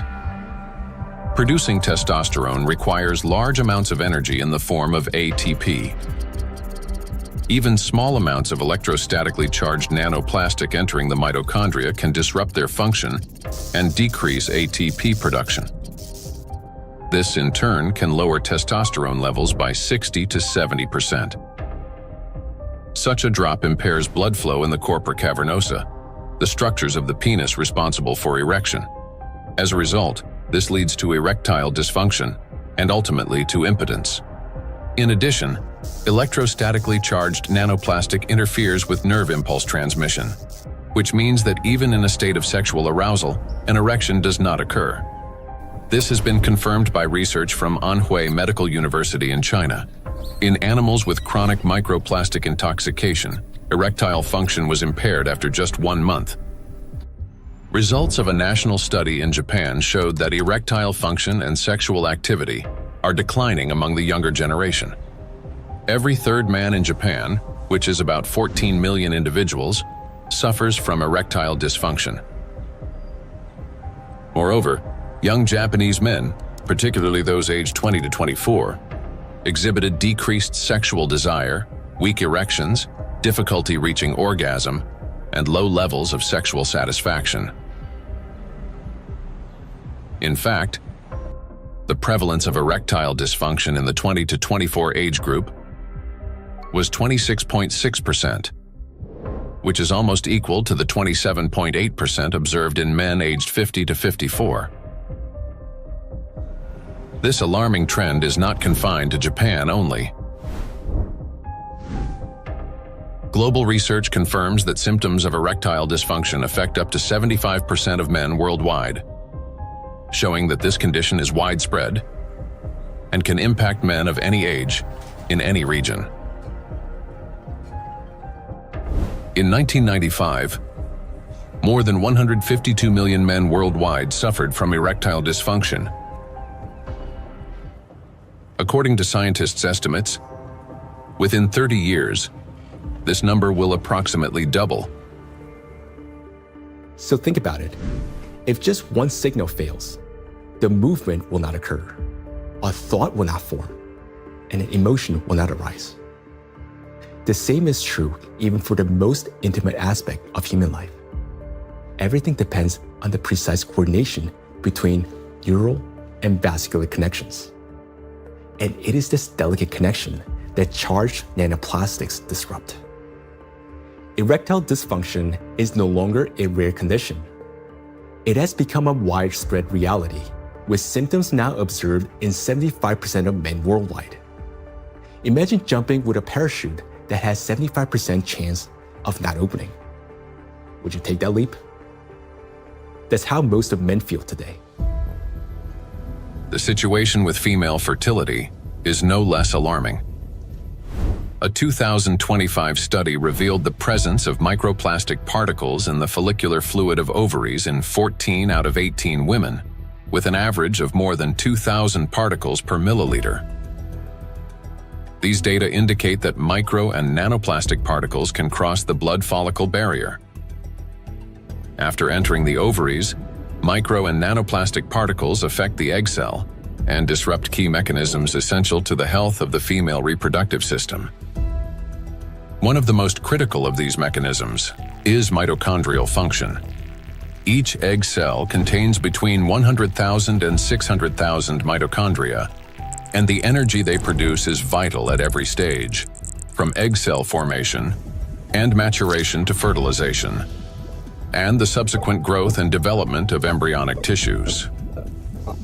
Mitochondrial dysfunction caused by exposure to nanoplastics can impair egg cell maturation, reduce the likelihood of successful fertilization, and even lead to developmental arrest of the embryo. Accumulation of nanoplastics in reproductive organs can be one of the main causes of infertility. According to the World Health Organization, today, about 17.5% of adults, that is, about 1 in 6 people in the world, face infertility. Given the global spread of plastic pollution, Professor of Environmental Medicine and Reproductive Health, Dr. Shanna Swan predicts that by 2045, the world's population may become completely infertile. Micro and nanoplastics affect the emergence of life. During pregnancy, a woman's body creates ideal conditions for the growth and protection of the fetus.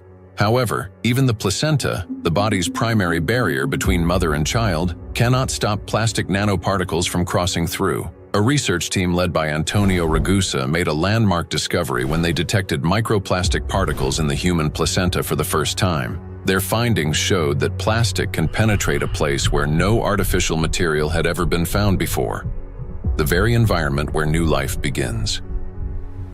I was in a wonderful place in Italy, in Sardinia, a place called Piscinas, in Sulcis, in the southwest of Sardinia, where the old mining areas are.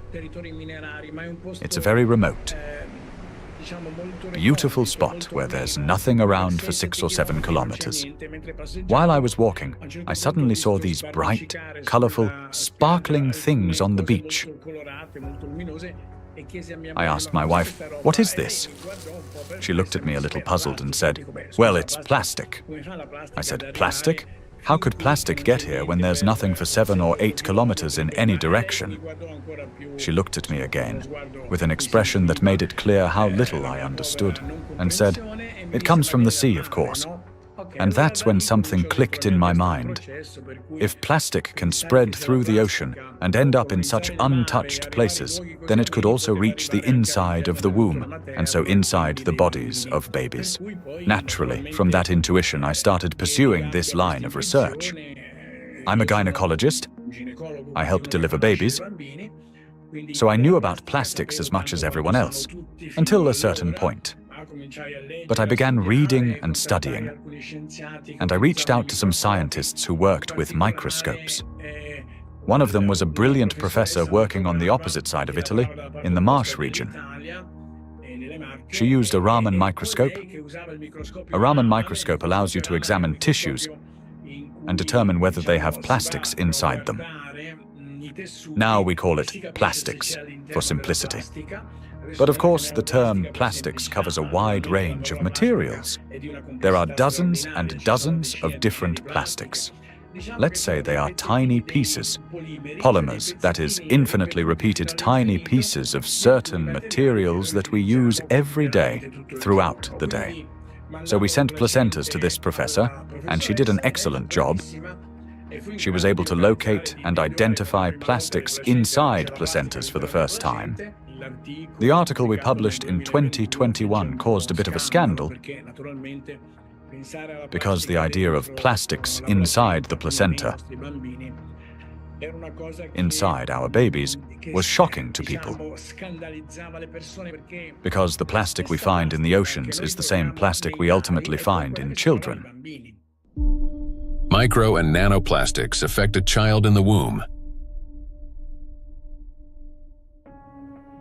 Plastic triggers inflammation and disrupts blood flow in the placenta. This means the fetus receives less oxygen and fewer nutrients, increasing the risk of intrauterine growth restriction, hypoxia, and preterm birth. The more plastic there is in the placenta, the more likely it is that babies, unfortunately, are born prematurely. And these babies also tend to be smaller compared to those with lower levels of plastic exposure. We have to recognize that premature birth is the main problem facing humans today. In Italy, it's about 7%. In the United States, where the healthcare system is clearly less effective than Italy's, 12% of babies are born prematurely. So, in this sense, an increase in this number would mean an even greater burden for humanity, biologically, for families, and for everyone involved, and of course, economically, for those who care about costs. We know that these particles can be taken up by these particles going through the placenta and then being found in the embryo, and therefore indicating that already in very early life we have an exposure also to the embryo. The electrostatic charge carried by nanoplastics is especially dangerous in embryonic tissues, where even minor disruptions can lead to developmental abnormalities. In other words, nanoplastics begin harming the child's body even at the very earliest stages of its formation. Over the past 2 decades, physicians have documented an alarming increase in congenital birth defects. For instance, Chinese researchers have found that in China, the rate of such defects has nearly tripled. Similar trends have been observed in other countries. One of the fastest-growing congenital abnormalities in newborns is gastroschisis, a defect of the anterior abdominal wall in which loops of the intestine and sometimes other organs protrude through an opening in the abdominal cavity. The prevalence of this defect has increased over the past 3 decades. For instance, in the United States between 1995 and 2012, the percentage increase in gastroschisis ranged from 68% to 263%, An increasing number of children are also being born with hypospadias, a condition in which the urethral opening in boys is located in an abnormal position. In the United States, the incidence of hypospadias has risen by approximately 17% over the past 20 years. A recent growing number of cases involving congenital heart defects, Down syndrome, and other developmental anomalies have also been reported. Impact of micro and nanoplastics on children after birth. After birth, children continue to be exposed to micro and nanoplastic particles. Plastic baby bottles, food packaging, and toys are all sources of contamination. When a baby bottle containing warm water is shaken, up to 16 million microplastic particles per liter can be released. Hot water and sterilization further accelerate this process. As a result, infants are exposed daily to millions of microplastic particles and trillions of nanoplastics. Scientists have even detected microplastic in human breast milk. Research has shown that nearly 40% of breast milk samples, one of the most essential sources of infant nutrition, already contain hazardous plastic microparticles. Due to their higher metabolic rate and breathing frequency, children take in more air, water, and food per unit of body weight than adults. Consequently, at the same level of environmental contamination, their bodies absorb higher doses of microplastic. Moreover, the protective barriers in a child's body are not yet fully developed. This means plastic particles can penetrate tissues more easily and accumulate at higher concentrations. For example, in children under 2 years of age, the ethmoid bone is not yet fully formed, and its openings are wider, allowing plastic particles to pass more easily through the olfactory nerves directly into the brain.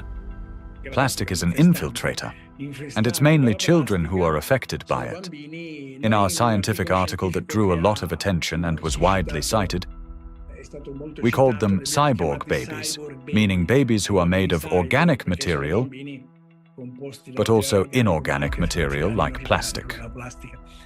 These babies are smaller. They generally have smaller brains, and very few end up with lower levels of plastic in their bodies. They're not completely free of it, since plastic is everywhere, but with lower levels of plastic. Because of the electrostatic charge of micro and nanoplastic particles, as well as the presence of bisphenols and phthalates, the endocrine and reproductive systems of children are particularly vulnerable. These substances interfere with the formation and development of the reproductive organs, potentially leading to infertility later in life. Given scientific projections that by 2045 humanity could face widespread infertility, children born after 2020 may have a high likelihood of being unable to conceive their own offspring. I have 2 little daughters, and for me personally, everything we have just heard is terrifying. The truth is that we still don't fully understand the catastrophic consequences of our children being exposed to micro nanoplastics. Or, as Dr. Ragusa put it, they have become cyborg children. We're only beginning to grasp the full scale of this reality. And it is truly heartbreaking to look at small children and realize that they may never be able to have children of their own. Not to mention that their lives are already at risk today. The immune system is also at risk. In early childhood, it is still learning to distinguish between friends and foes. Exposure to microplastics can disrupt this process, increasing the risk of allergies, eczema, food intolerances, and even autoimmune diseases.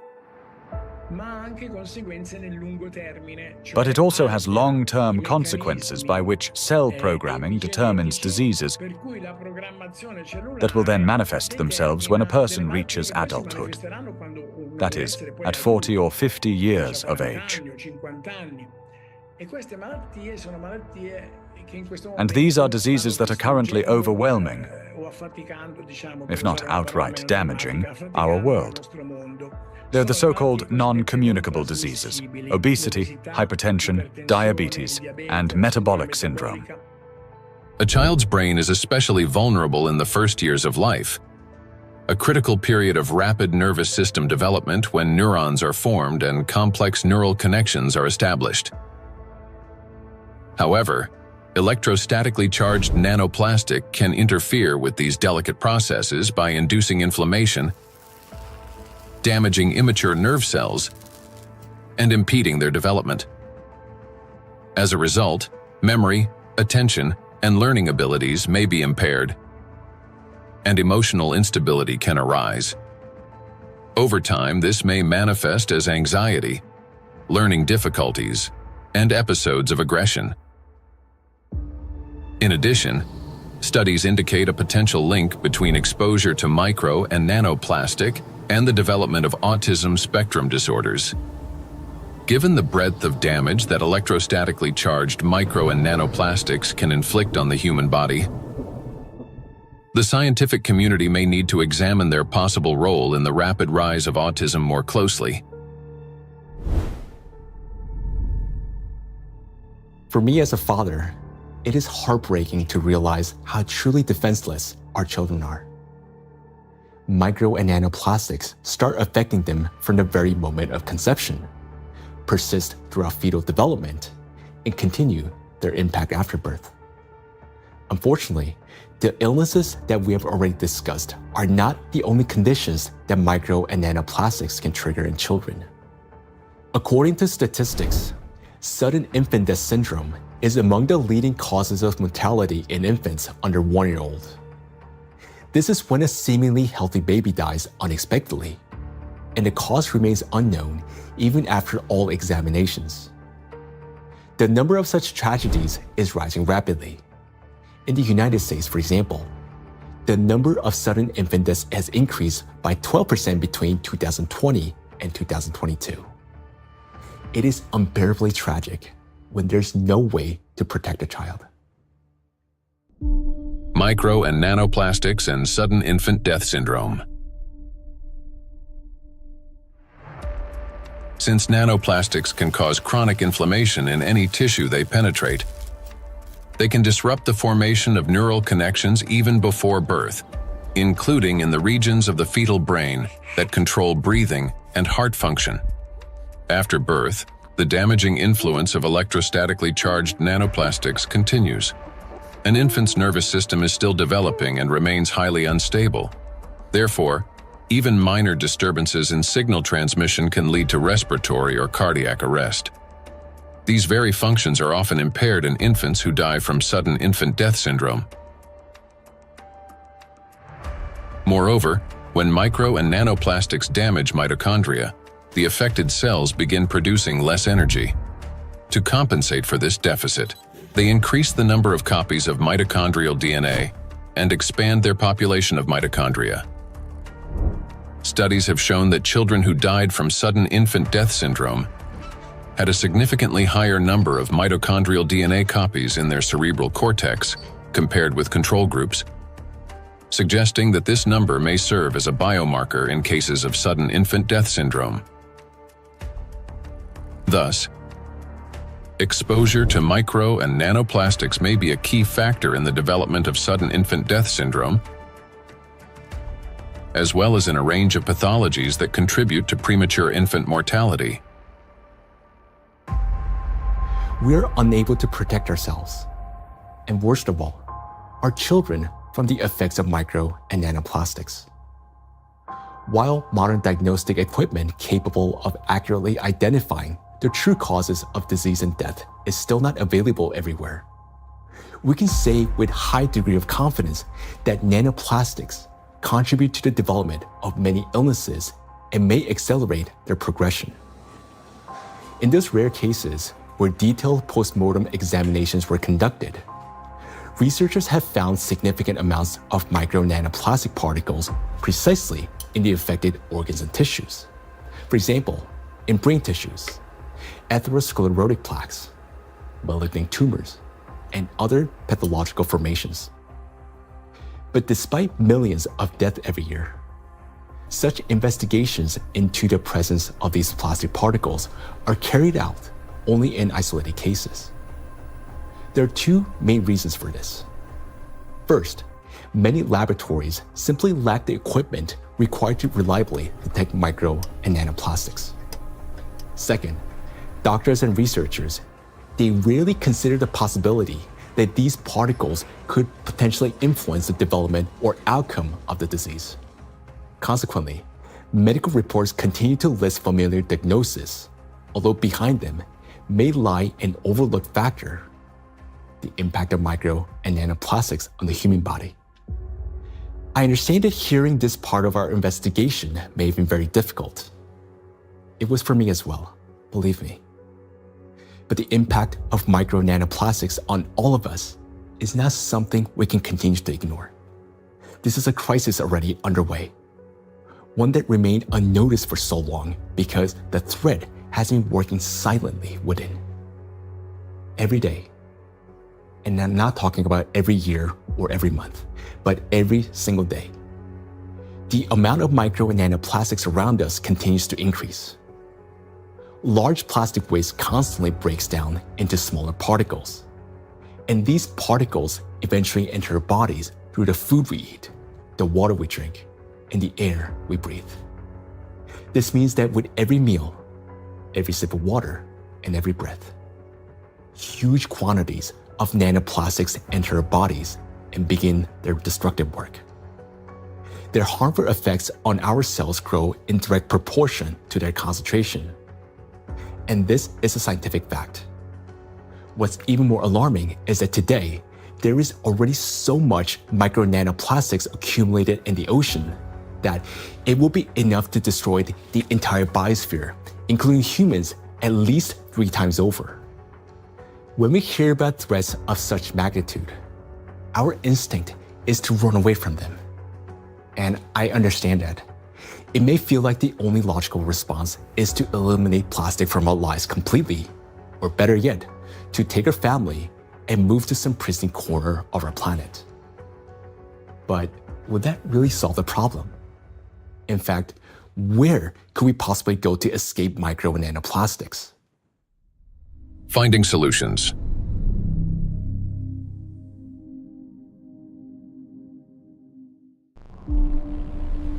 Exclusion zones. One of the essential things is the environment we live in, and plastic is one of the most important factors shaping it.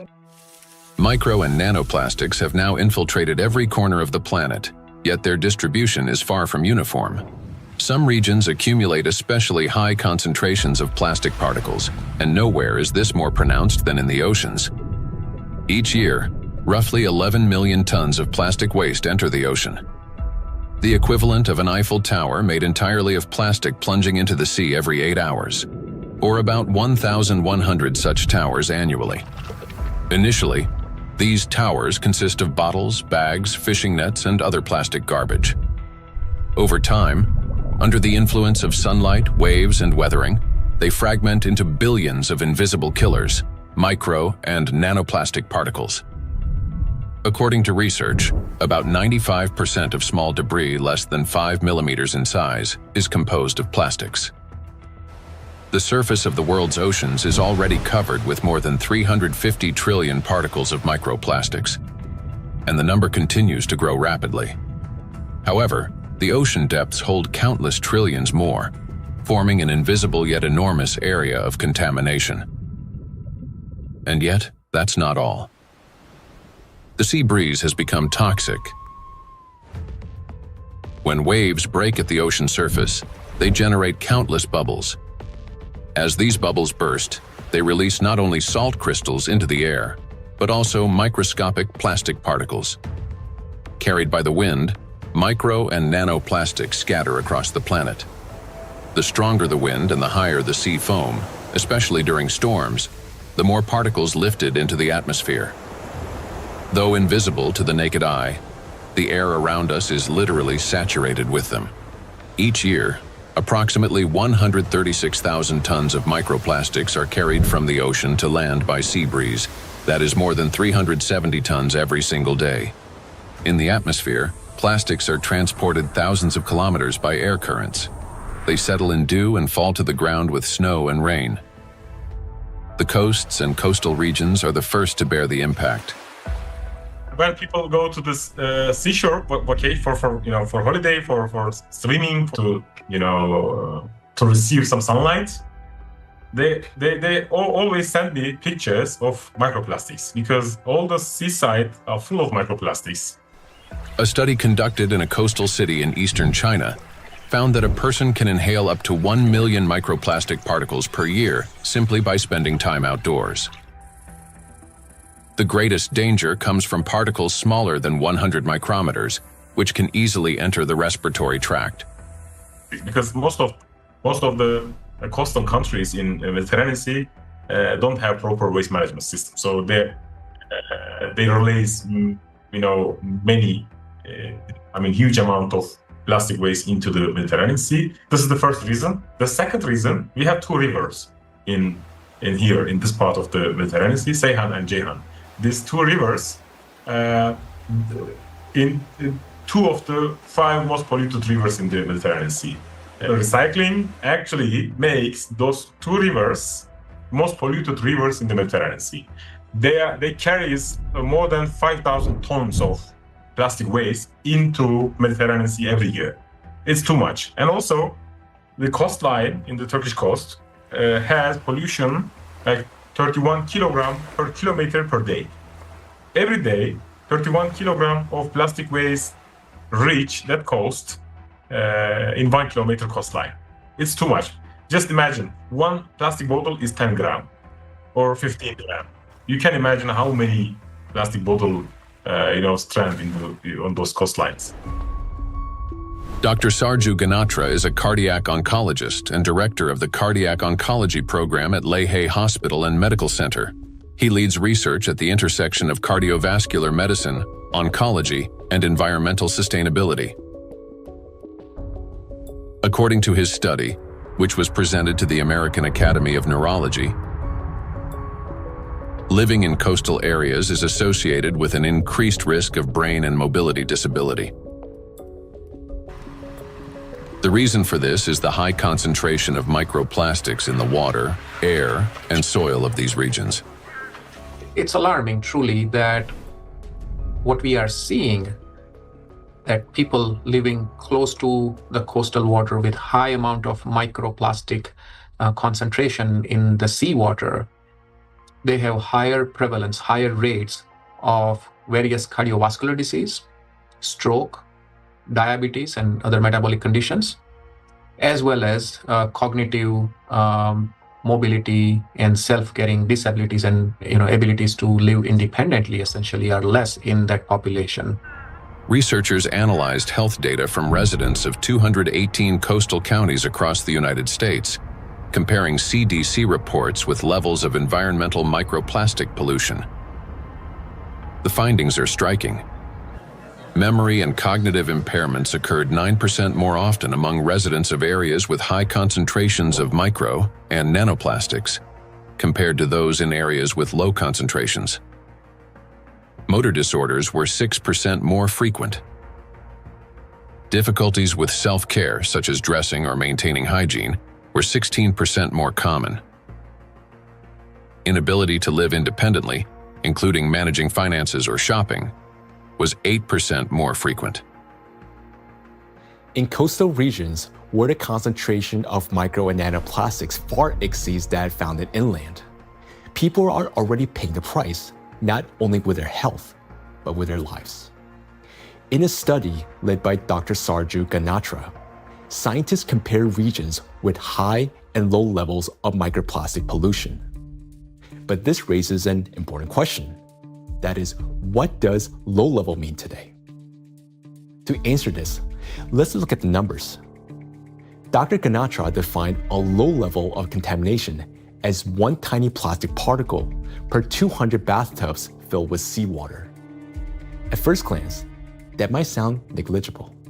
But when that single particle breaks down into nanoscale fragments, the number of particles increases not by tens or hundreds, but by millions of times. Let's consider a simple calculation. Suppose the volume of one such tiny plastic particle is just 1 cubic millimeter, roughly the size of a grain of sand. Over time, it breaks down into many smaller pieces. Now, If we assume that this single microparticle disintegrates into fragments about 100 nanometers in diameter, that would generate about 1 trillion particles. And if their size decreases to 10 nanometers, the number would skyrocket to 10 to the 15th, or 1 quadrillion nanoparticles, all from a single microparticle. So what does this mean in practice? It means that even 1 glass of such clean water, which hardly exists anymore, would potentially contain about 5 million nanoplastic particles. And for the human body, after drinking just 1 glass, at least 5 million cells will be put at risk. So can this so-called low level of contamination truly be considered safe? Each of those 5 million particles entering a body can trigger inflammation, cause hypoxia, and disrupt communication between neurons. Note that these effects aren't always immediately noticeable. A mild headache, occasional fatigue, anxiety, or difficulty concentrating. All these may be early warning signs of cognitive decline, neurodegenerative diseases, disability, and ultimately, death. These symptoms are particularly evident among people who live or spend significant time near the coastal regions. And the decline in their health is an early warning sign, a reflection of a much larger crisis unfolding across the world. Do you remember Professor Gundogdu saying that the coastal countries of the Mediterranean don't have an adequate waste management system? Well, according to research, the concentration of microplastics in this region is about 4 times greater than North Pacific Ocean, where, by the way, the Great Pacific Garbage Patch is located. And in addition to 5 already known invisible garbage patches, researchers have identified a 6th garbage patch hidden in the Mediterranean Sea. It's called invisible because it consists mostly of microplastics. And unlike other oceanic garbage patches, which are at least far away from the densely populated coastline, this one is surrounded by 21 countries. It's a home to nearly 500 million people. We can say that this is the most dangerous garbage patch of the planet, because here, the plastic has already broken down into small sizes that are dangerous for life. Everyone living in the Mediterranean is constantly breathing air with an extremely high concentration of micro nanoplastics. This is an extremely dangerous zone that should have been long ago been designated as an exclusion zone. Now, recall the battery example and imagine how many charged particles are present and how much energy is concentrated there. That's why the Mediterranean Sea is warming faster than the rest of the world's oceans. This is very serious because Mediterranean plays a key role in shaping the climate of Europe and the Mediterranean countries. It affects the weather patterns, rainfall distribution, and even the ecosystems of the entire region. It is precisely this extreme warming here, driven by micro and nanoplastics, that is intensifying the climate anomalies, extreme weather events, and even natural disasters throughout the Mediterranean. Meanwhile, the amount of micro and nanoplastics continue to rise with every passing minute. And what worries me personally is that people do not know this and continue traveling to these regions, often with their children, thinking that they're going there to rest and recharge, when in reality, they're entering a zone of extreme danger. So the things that once symbolized health, freedom, and luxury, a yacht on an open water, a villa by the sea, or even a private island in the ocean, they're now slowly turning into exclusion zones. For now, this problem is mainly recognized by scientists, but it will soon become impossible for the public to ignore. And when that moment comes, mass migration from coastal regions will be inevitable. Thus, if we fail to find a solution, the economic losses will be enormous, as the tourism industry will collapse and luxury resorts on the coast will be deserted. Yet, the threat doesn't end there, because the tiny plastics are constantly spreading by the atmospheric circulation and contaminating everything in its path. Borders just for human, not for particles. So all these small microplastics can travel long distances. We have done experiments on the samples in Siberia, on samples in the north and south and polar regions, and we found in many of those we found nanoplastics. So most of the areas that are considered pristine are at least episodically polluted by nanoplastics via air. We measure around 20 nanograms per cubic meter of air on average. And this is pristine and clean air, and you think it is nothing here, but it's actually almost always something. Today, forests are also at risk of becoming exclusion zones, as they've already turned into massive reservoirs of micro and nanoplastics. I understand that our instinct, especially as parents, is to search for cleaner and safer places like coastlines and forests where the air feels fresher. But the paradox is that these very places have already become some of the most dangerous environments for human life. Let me give you an example. In a large city, an adult might inhale up to 106,000 microplastic particles during a 2-hour walk. Yet, in areas near the bodies of water, that number far exceeds that, and those 2 hours may be enough to trigger a cascade of diseases, whereas for some individual, a fatal outcome. It is important to understand that when a single micro or nanoplastic particles enters a cell, it destroys more than just that one cell. After the cell dies, the plastic particle is not eliminated from the body. It continues to move throughout the body, damaging other cells and triggering a chain reaction of destruction. This process is endless because plastics, as we know, can recharge and retain electric charge.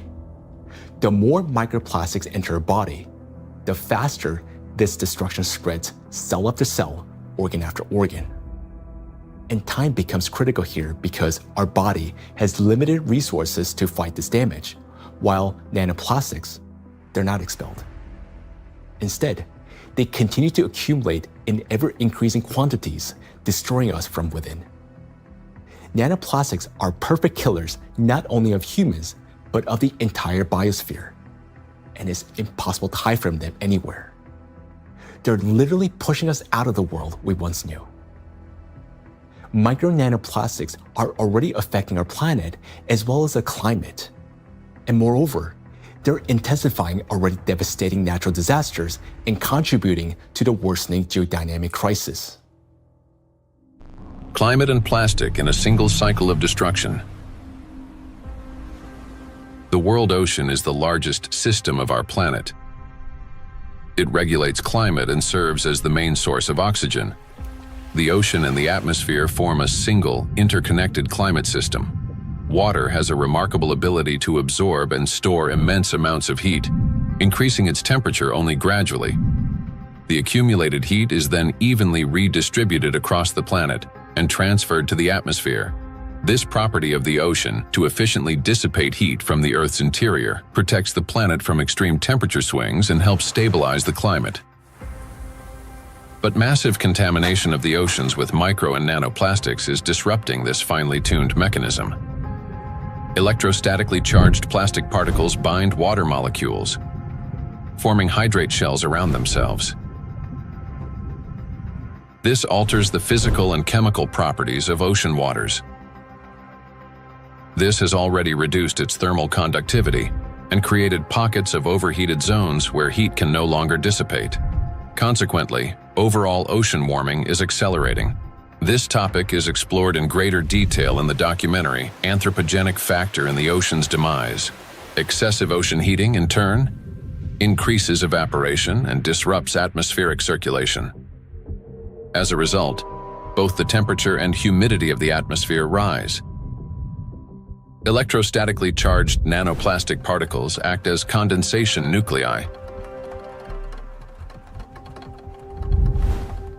causing moisture droplets to freeze at lower altitudes and at higher temperatures, 4 to 10 degrees Celsius. This accelerates cloud formation and contributes to abnormal weather events, large hail, extreme downpours, and disruptions of the hydrological cycle.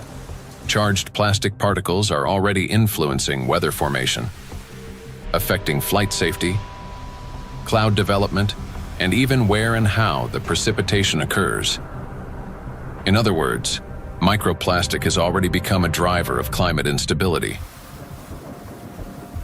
We know what particles doing in the air, they produce clouds. If we have a particle in the air, the water vapor sits on these particles and forming clouds.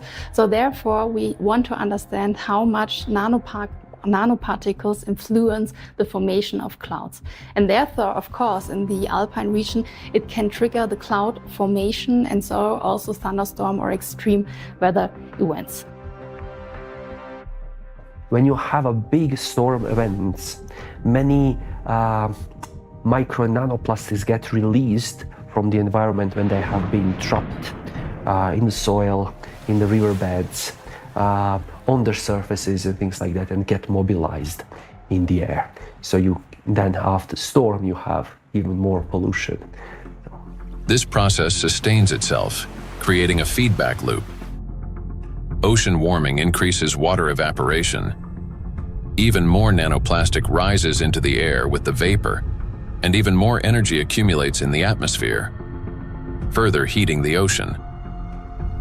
According to data, every degree of warming increases air humidity by 7% and lightning frequency by at least 12%. Thus, more heat, more moisture, more plastic in the air, more lightning, and the cycle continues endlessly. Observed trends indicate that this energy buildup is accelerating exponentially.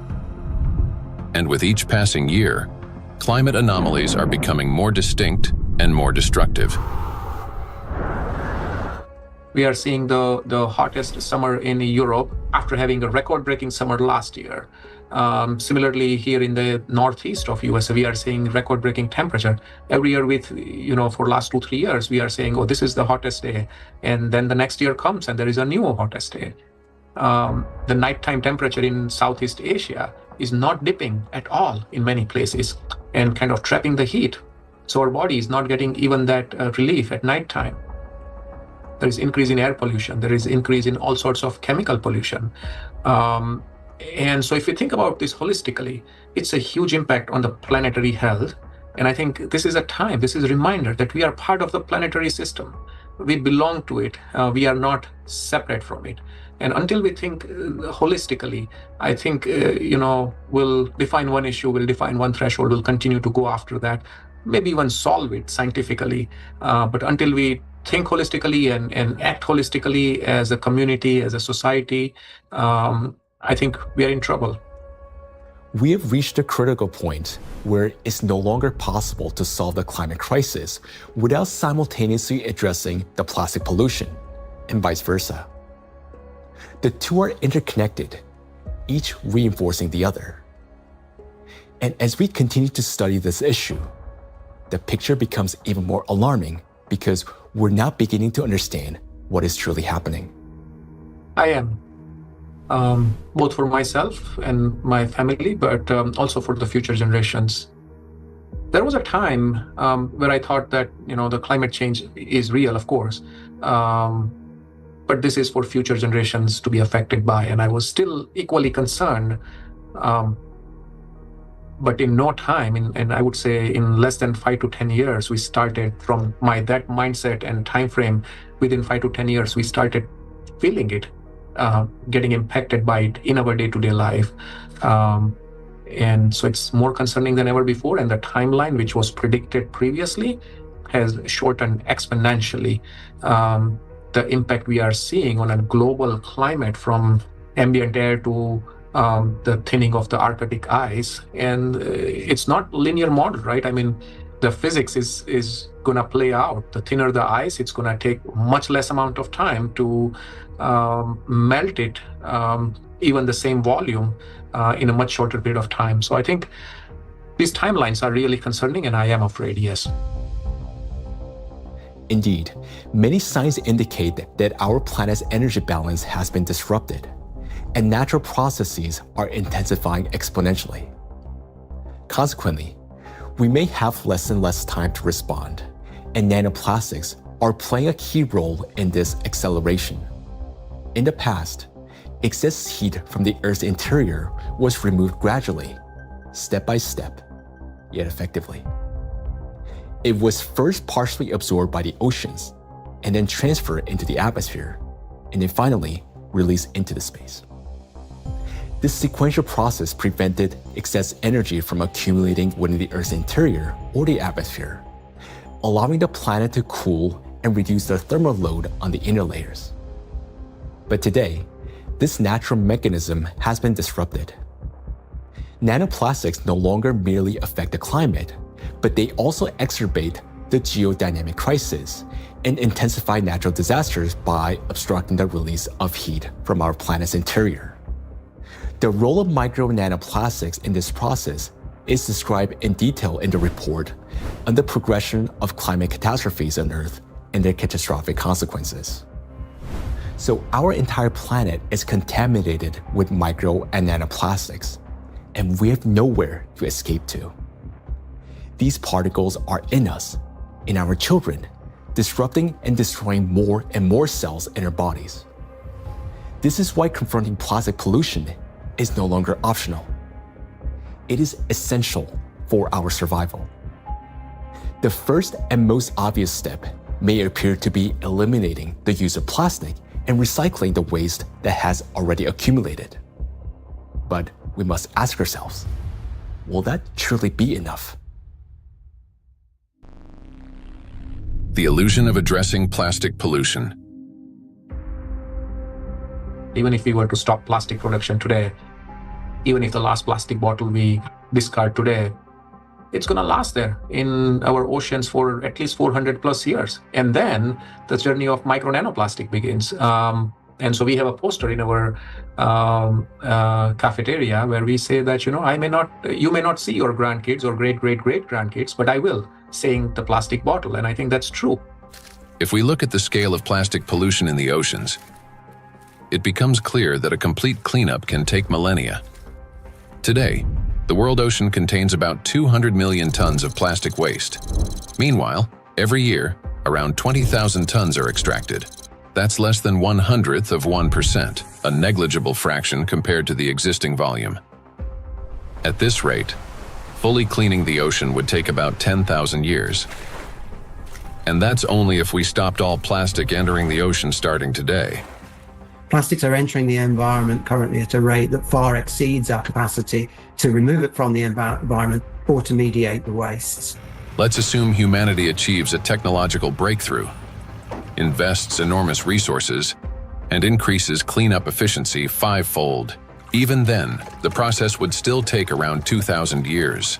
In reality, we cannot cope even with the current annual influx of pollution, let alone eliminate the consequences of what has been accumulating for decades. Not only are we unable to remove all the plastic that has built up in the biosphere, but attempting to do so could also endanger living organisms. There are some organization initiatives, they are trying to collect the waste, accumulate that garbage patches, that locations. They are also collecting non-stone, the organisms living just the 15 centimeter of the first layer of top ocean. So those organisms, using that, those artificial material as a, hunting ground, nesting ground, feeding ground, or, they are laying egg on those plastics. So when you remove all these plastics, you also remove all those organisms. So because removal itself also another problem. So once plastics get in the environment, there is no proper and harmless way of removing these plastics from those environments. Moreover, a significant portion of plastics has already broken down into micro and nanoparticles that now lie on the seabed, drift through the water column, have entered the bodies of marine organisms, and become part of the global cycle of matter. These particles cannot be captured with nets or collected manually. This means that simple mechanical removal of plastics from the environment, even under the most optimistic scenario, will not solve the problem. We are no longer dealing with debris that can simply be picked up, but with nanoparticles carrying an electrostatic charge. This nanomaterial has already become embedded in every living thing on the planet. And even if we succeeded in removing every plastic bottle and every wrapper from the ocean, one question would still remain. What happens next? We still do not have a safe method for disposing of the mountains of plastic waste we would collect. There's mismanaged waste on land all around the planet in informal dump sites. Some waste has been incinerated, some of it commercially in incinerators that may or may not have appropriate screens and filters to collect associated chemicals that might be released. But of course, a lot is burnt in open dirt burning scenarios in countries that are not wealthy enough to own the appropriate waste management facilities to deal with the plastic waste that is exported to them by other nations. And then some of it, of course, will have gone into so-called recognized waste management systems, but which might include burying it beneath the ground in landfill, where, of course, it could return to present problems in the future, or indeed incinerating it in commercial incinerators. But depending on the quality of incinerator, of course, there's concerns about the emissions from those incinerators. Burning plastics, whether in backyard fires or industrial incinerators, does not solve the problem. It merely transforms them into a more dangerous form. When heated or burned, large plastic items break down into micro and nanoplastics that disperse into the air, settle onto surfaces, and enter water and soil with precipitation. The apparent disappearance of plastic in flames is an illusion. Burning simply accelerates the fragmentation of plastic into the tiniest particles many times over, into the very micro and nanoplastics that pose the greatest danger to human health. And it is precisely these electrostatically charged particles that can penetrate deep into the body, including the brain and other cells, where they trigger a wide range of diseases. When you put plastic in a recycling facility, at first they will shred big plastic to generate flakes and small pieces of plastics, and then during that shredding, they also use for washing. They have to wash to remove some unwanted material on plastics. During that washing, material lose many. The huge percentage of the total mass. So those lost material will go to the wastewater stream. Recycling activities, practices, feeding microplastic pollution in the waterways. A simple and regular recycling facility can generate billions microplastics and then release into the either wastewater stream or waterway. And unfortunately, what I see with some of the things that are claimed to be a solution is that they're not necessarily properly tried or tested before they're put into the market, and there may then be potential for unintended consequences. Pyrolysis. At first glance, it looks like a technological miracle.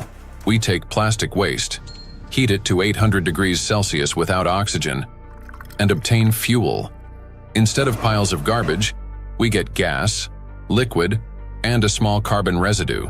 Sounds promising, doesn't it? But this technology has a flip side, an invisible and far more dangerous one. During high-temperature decomposition, plastic does not simply disappear. Pyrolysis is accompanied by emissions of dioxins and furans, some of the most toxic substances on the planet. They are carcinogenic, disrupt the endocrine system, and can accumulate in human tissues.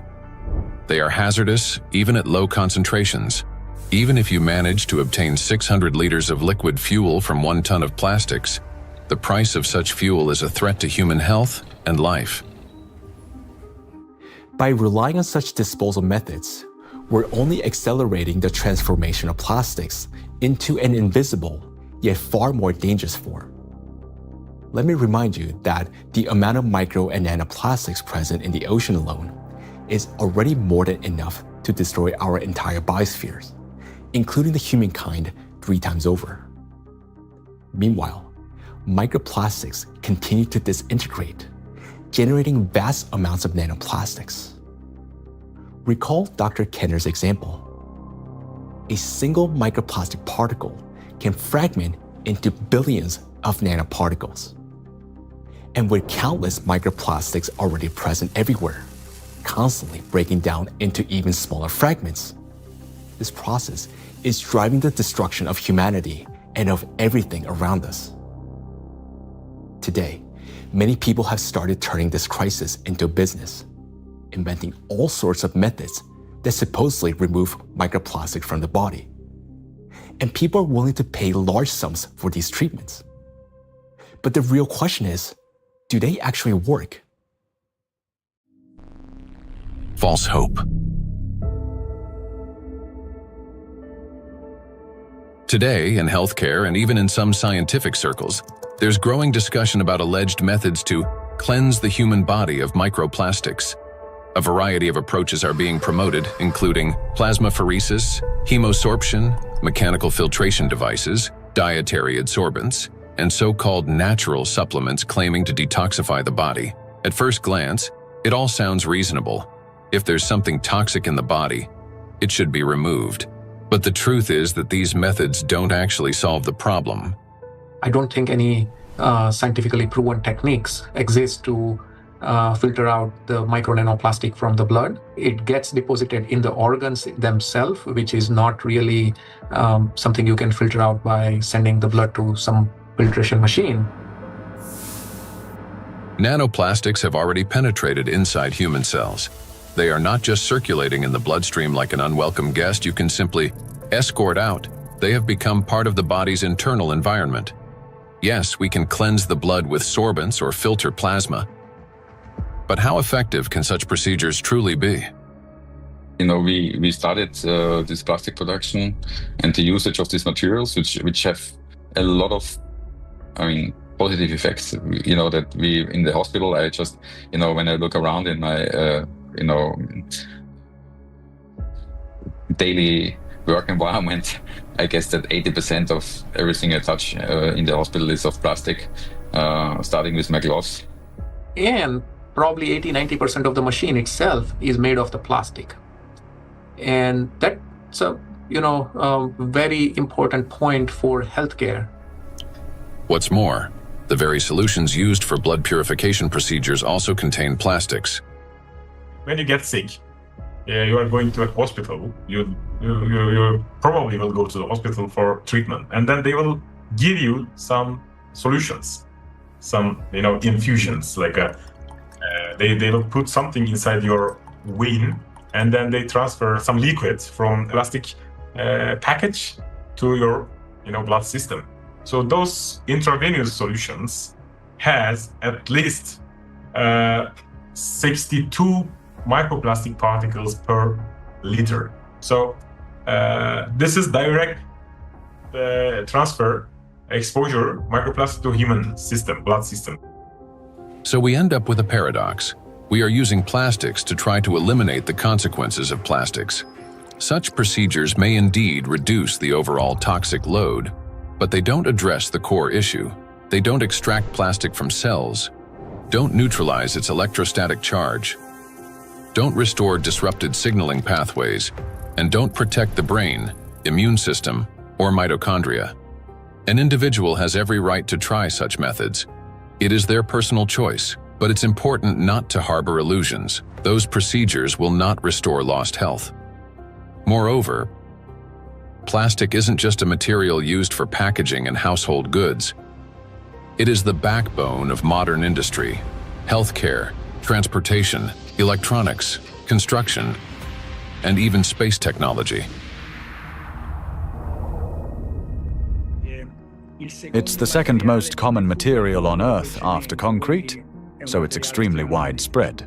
I think going forward, it's going to be really important that we retain the important uses of plastic, because plastics are not here the enemy. It's not a treaty about not producing plastics. It's a treaty about ending plastic pollution, not ending the production of plastics. And plastics have the potential to bring clear societal benefit. That is why the main goal today isn't to stop plastic production, but to find ways to reduce the impact of micro and nanoplastics on human health and the environment.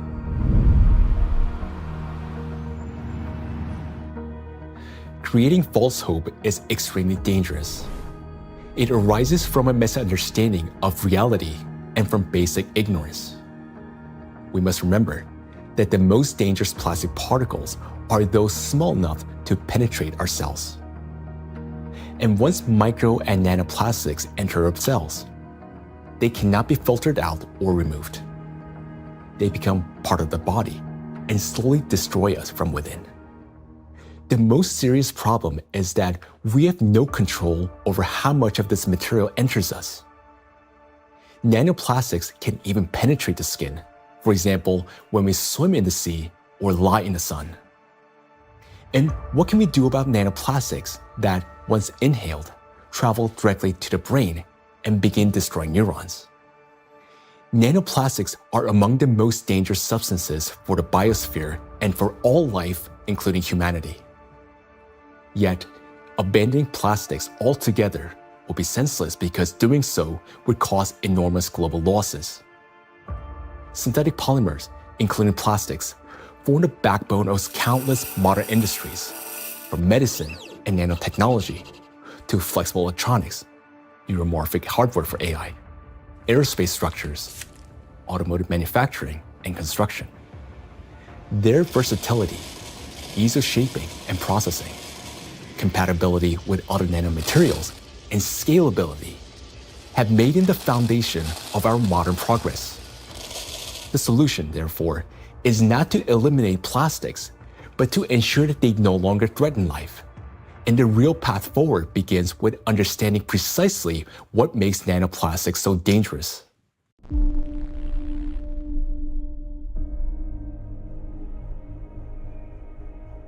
Now, we already know that electrostatic charge is the basis for their destructive power. It is this charge that allows plastic particles to cling to membranes, cross biological barriers, including the brain, bind to proteins, and interfere with genetic processes. The charge transforms plastic from something inert into a tiny, yet powerful destructive force within the biosphere and humankind. Understanding this, the scientific group of ALLATRA was the first to propose a strategic direction, that is, to deprive nanoplastics of their ability to accumulate and retain electric charge. Note that countless nanoparticles exist around us, yet most do not penetrate or destroy our cells. Only plastics do because of their electret-like behavior. Thus, if we can eliminate this property, then we can turn micro nanoplastics into inert and harmless particles that no longer pose danger to us or to the biosphere.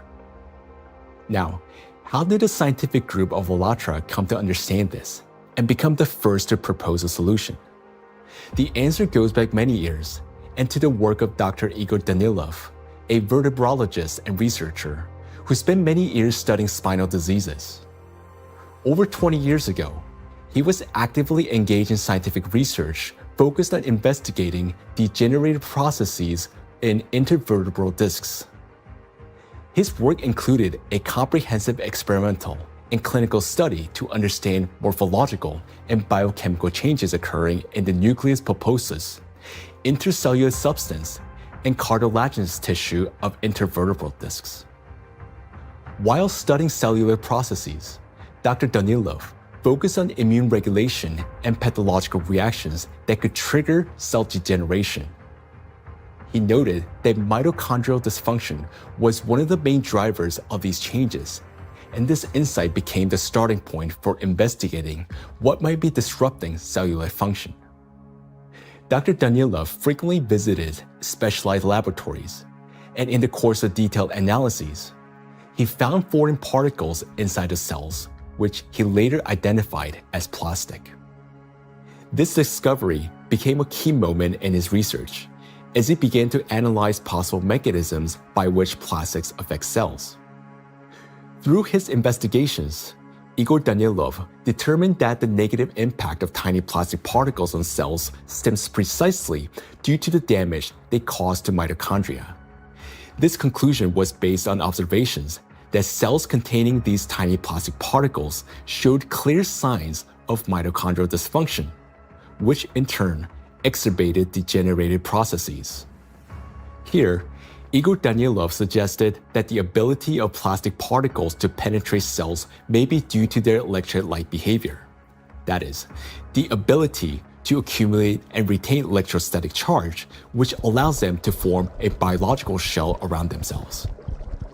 This property enables the plastic particles to enter cells easily, avoid detection by the immune system, cross protective biological barriers, including the blood-brain barrier, disrupt normal cell function, and provoke degeneration and cell death.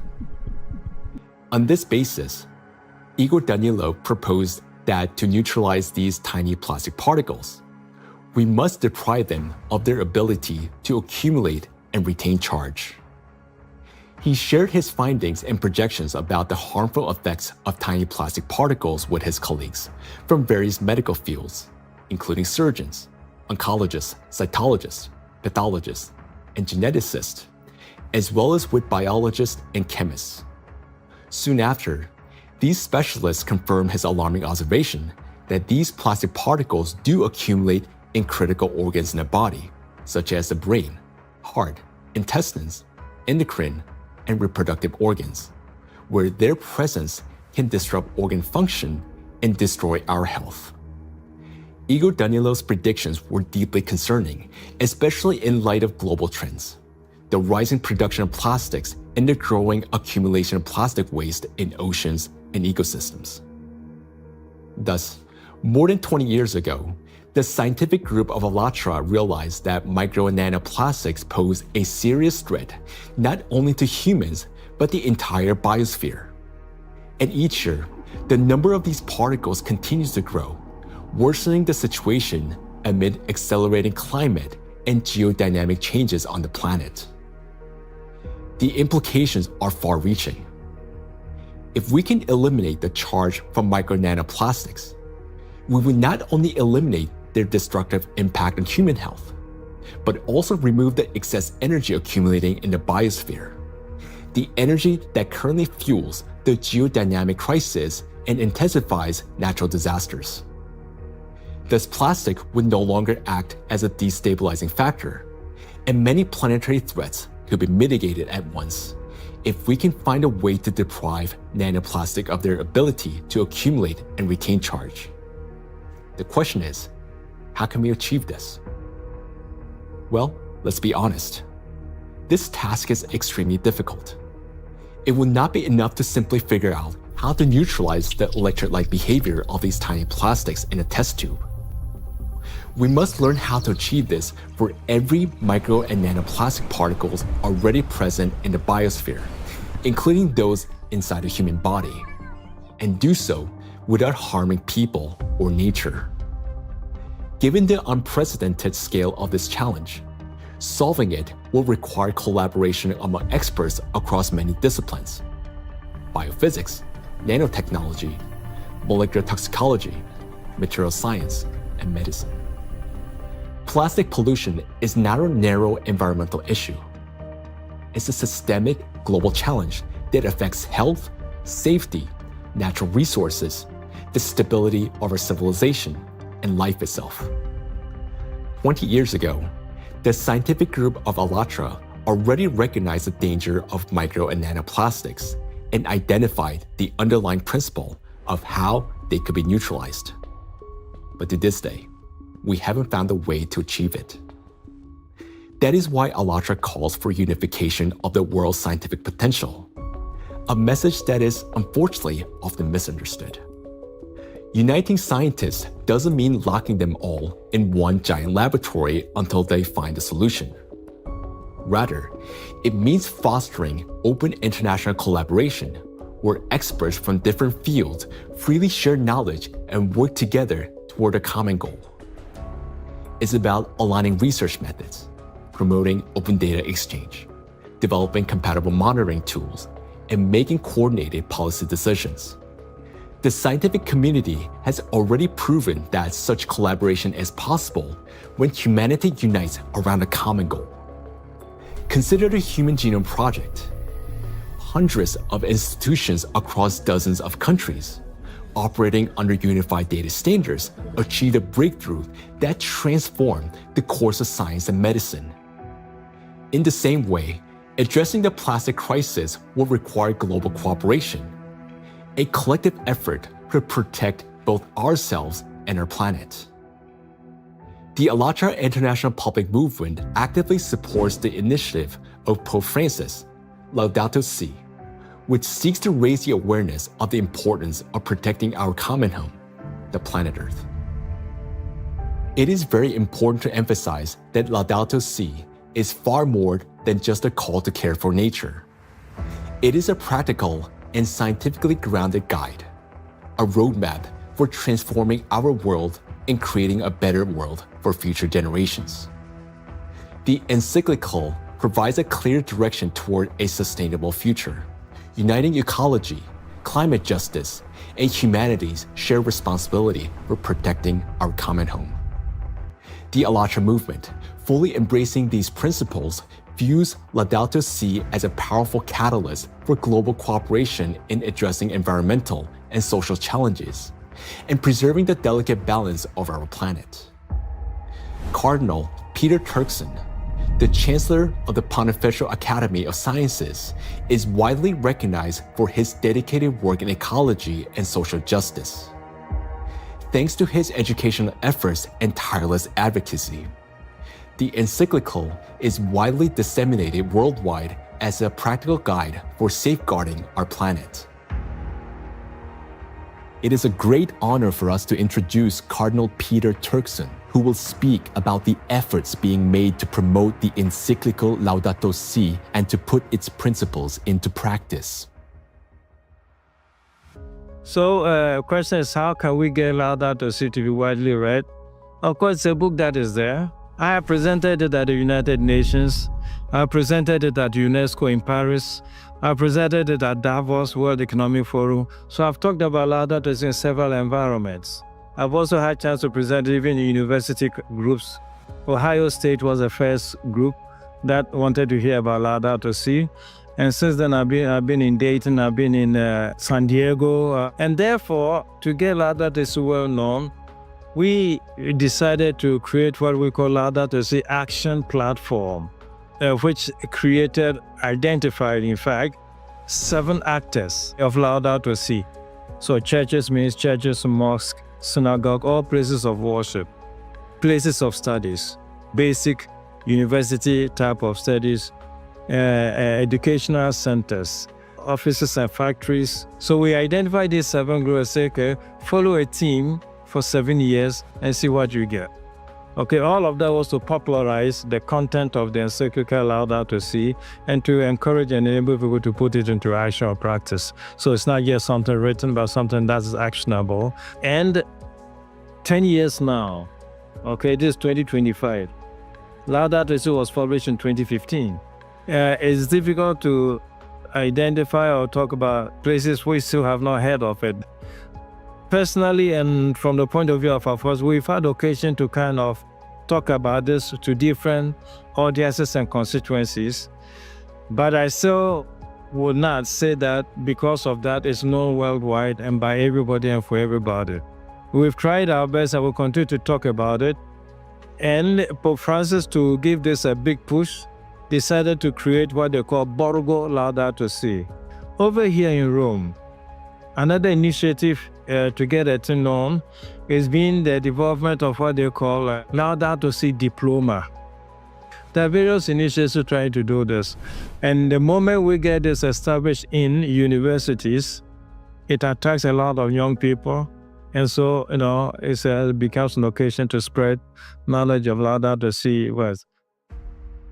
For its scientific and social contribution to the protection of our planet, ALLATRA received the blessing of His Holiness, Pope Francis. This spiritual encouragement to continue working toward the preservation of our planet greatly inspired the participants of ALLATRA and motivated them to pursue a deeper research into the problem of nanoplastics, a growing threat to all humanity and its future. This effort resulted in the publication of the scientific report, Nanoplastic in the Biosphere, from Molecular Impact to Planetary Crisis, And this was presented for the first time in May 2025 at the International Conference of the Centesimus Annus Pro Pontifex Foundation in the Vatican by the president of ALLATRA, Marina Ovtsinova. This documentary is based in part on that scientific report.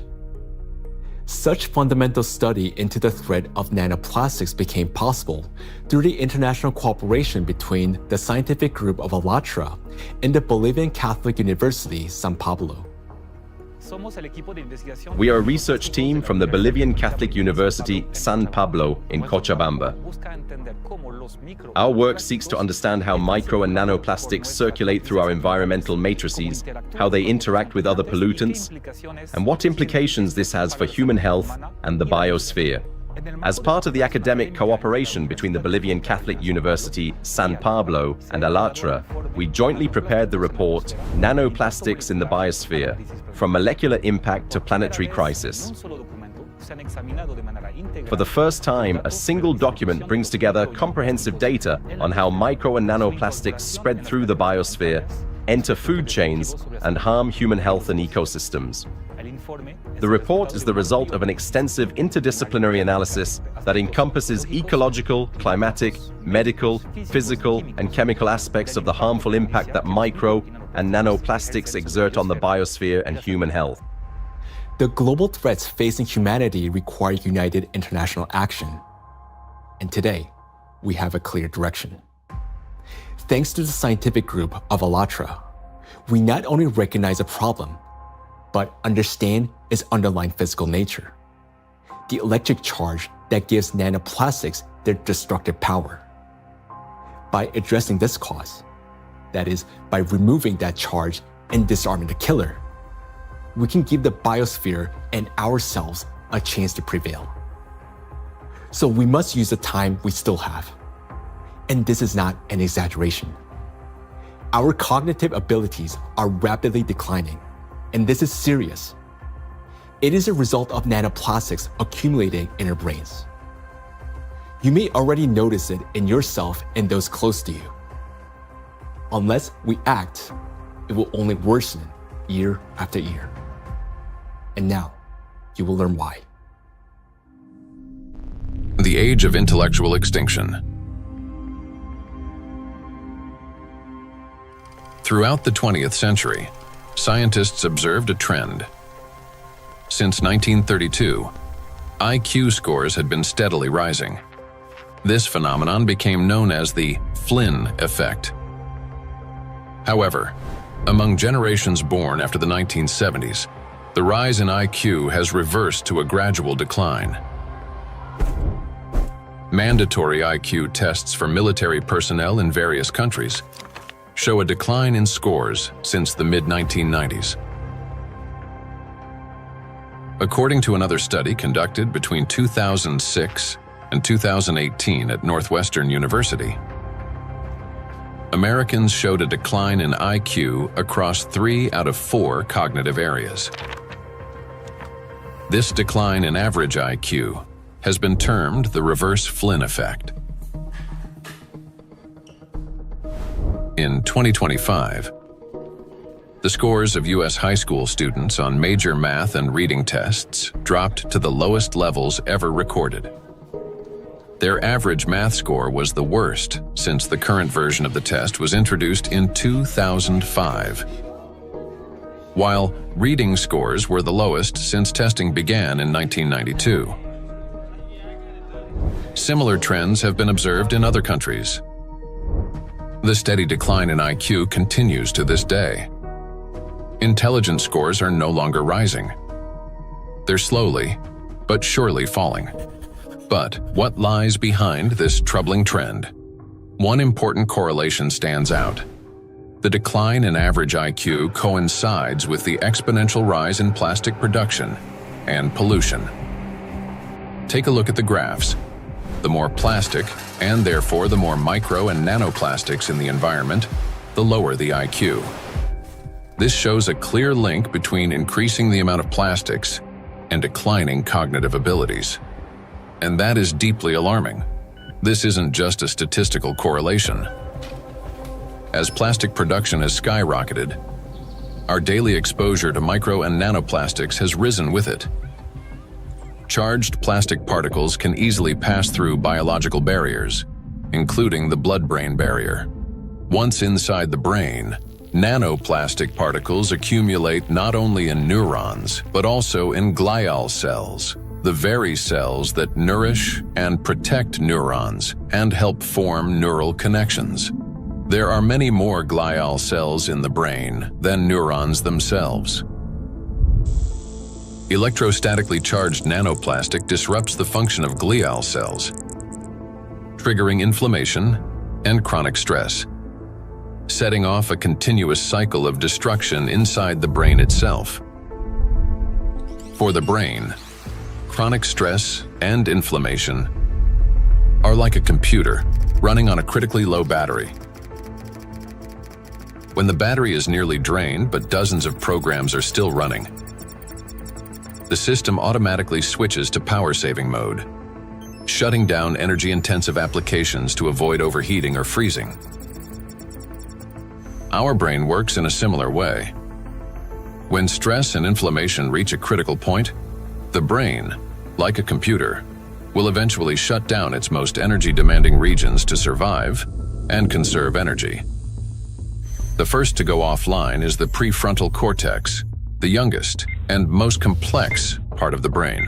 It's considered the control center, responsible for such essential functions as intelligence, behavioral regulation, and the ability to think logically, consistently, and rationally by comparing facts and drawing conclusions. The most dangerous part is that the shutdown of the prefrontal cortex happens silently, without our awareness, and we won't even realize it. The brain will switch to its basic survival programs.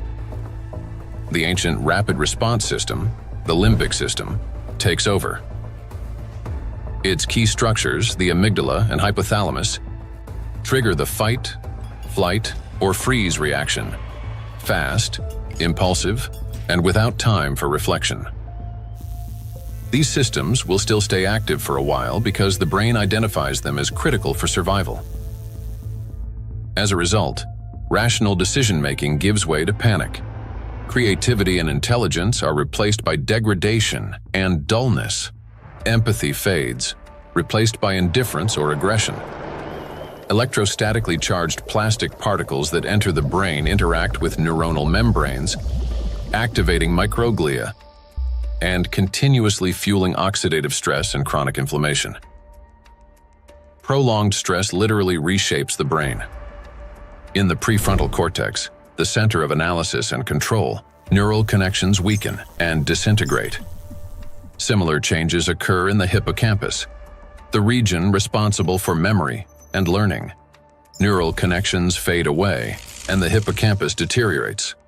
In the amygdala, the centers of fear and anxiety, the opposite happens. Connections strengthen, anxiety and aggression intensify, and panic attacks may develop. The brain reorganizes itself. Instead of thinking and analyzing, it starts operating on instincts. In doing so, it loses the ability to recognize real danger and respond appropriately. This isn't a temporary reaction. It's a fundamental restructuring of the brain. The capacity for learning, cooperation, and rational decision-making declines. This may help explain global trends we see today in society. A decline in average intelligence, a rise in anxiety and depression, an increase in aggression, impulsivity, and issues in social relationships. As the amount of plastic in the environment continues to grow, the reverse Flynn effect will only become more pronounced. People won't just become less intelligent, they won't even realize it. They'll become captives of a reality distorted by their own brains. As a result, humanity will lose the ability to perceive the world, events, and even obvious threats adequately. They'll no longer be able to connect facts logically, and therefore will lose the ability to make sound decisions. That will mark the end of human thinking. Our cognitive decline is already underway. This is not a prediction, but reality. Plastics are making us less intelligent and less capable of responding to crises. They're damaging the regions of the brain that are responsible for memory, attention, problem solving, and creativity. The very abilities we urgently need to achieve scientific breakthroughs and to find a way to neutralize the threat posed by micro and nanoplastics. And we have very little time left to make the right decisions.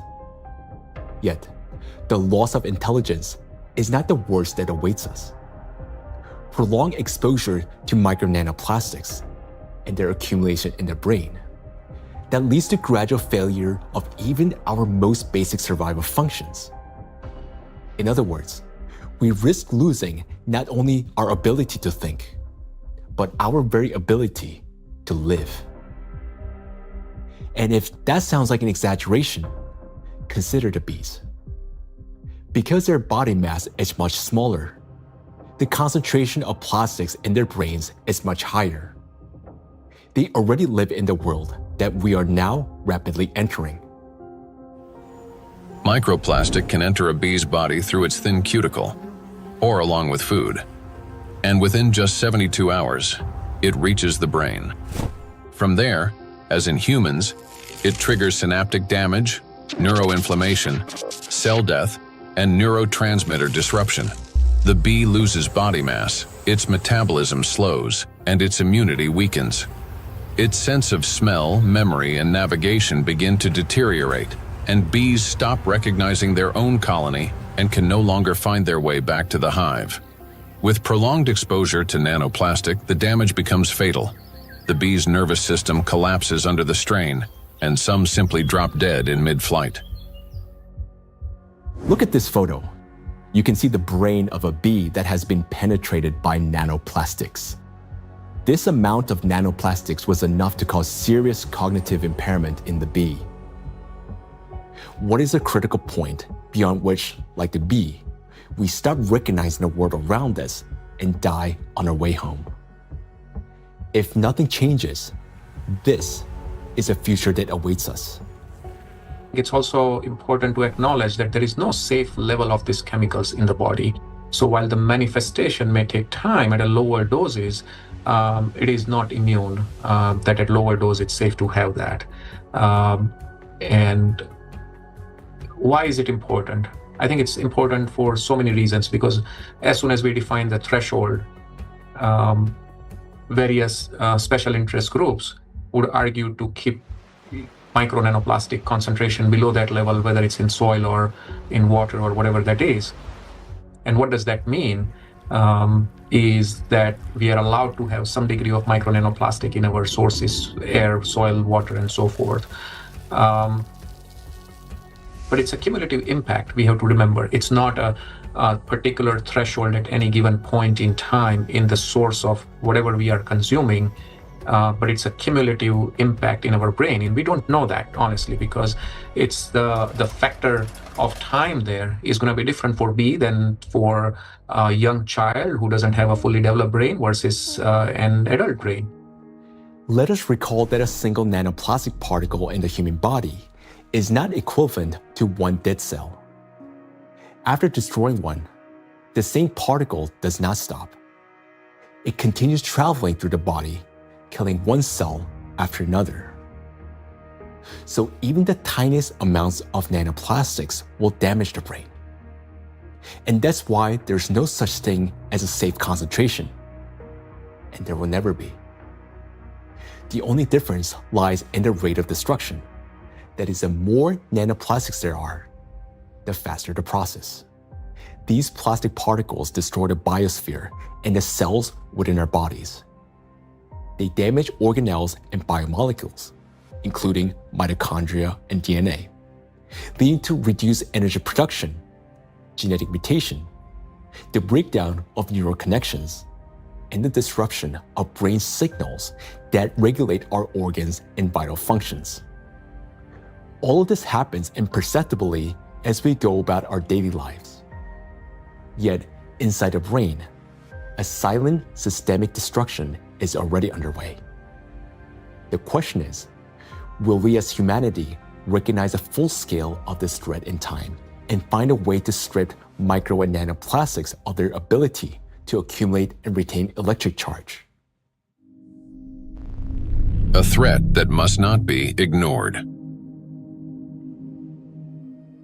The more I've learned about nanoplastics and how widespread they are and their harmful biologic effects, the more I am really, really concerned about just exactly what's going on, how much it's going to affect now us and future generations, and it's very sobering. And I think it's very important that people need to understand that it's maybe not a big, plastic part which is out there somewhere, but it's the breakdown of those particles, even smaller of these products, in all the time smaller particles, which is then the big danger for us, and that is, I think, something which needs to go into the head of people, because then and in their minds, so they understand that this is might be an avalanche which just comes down the road, but it will come.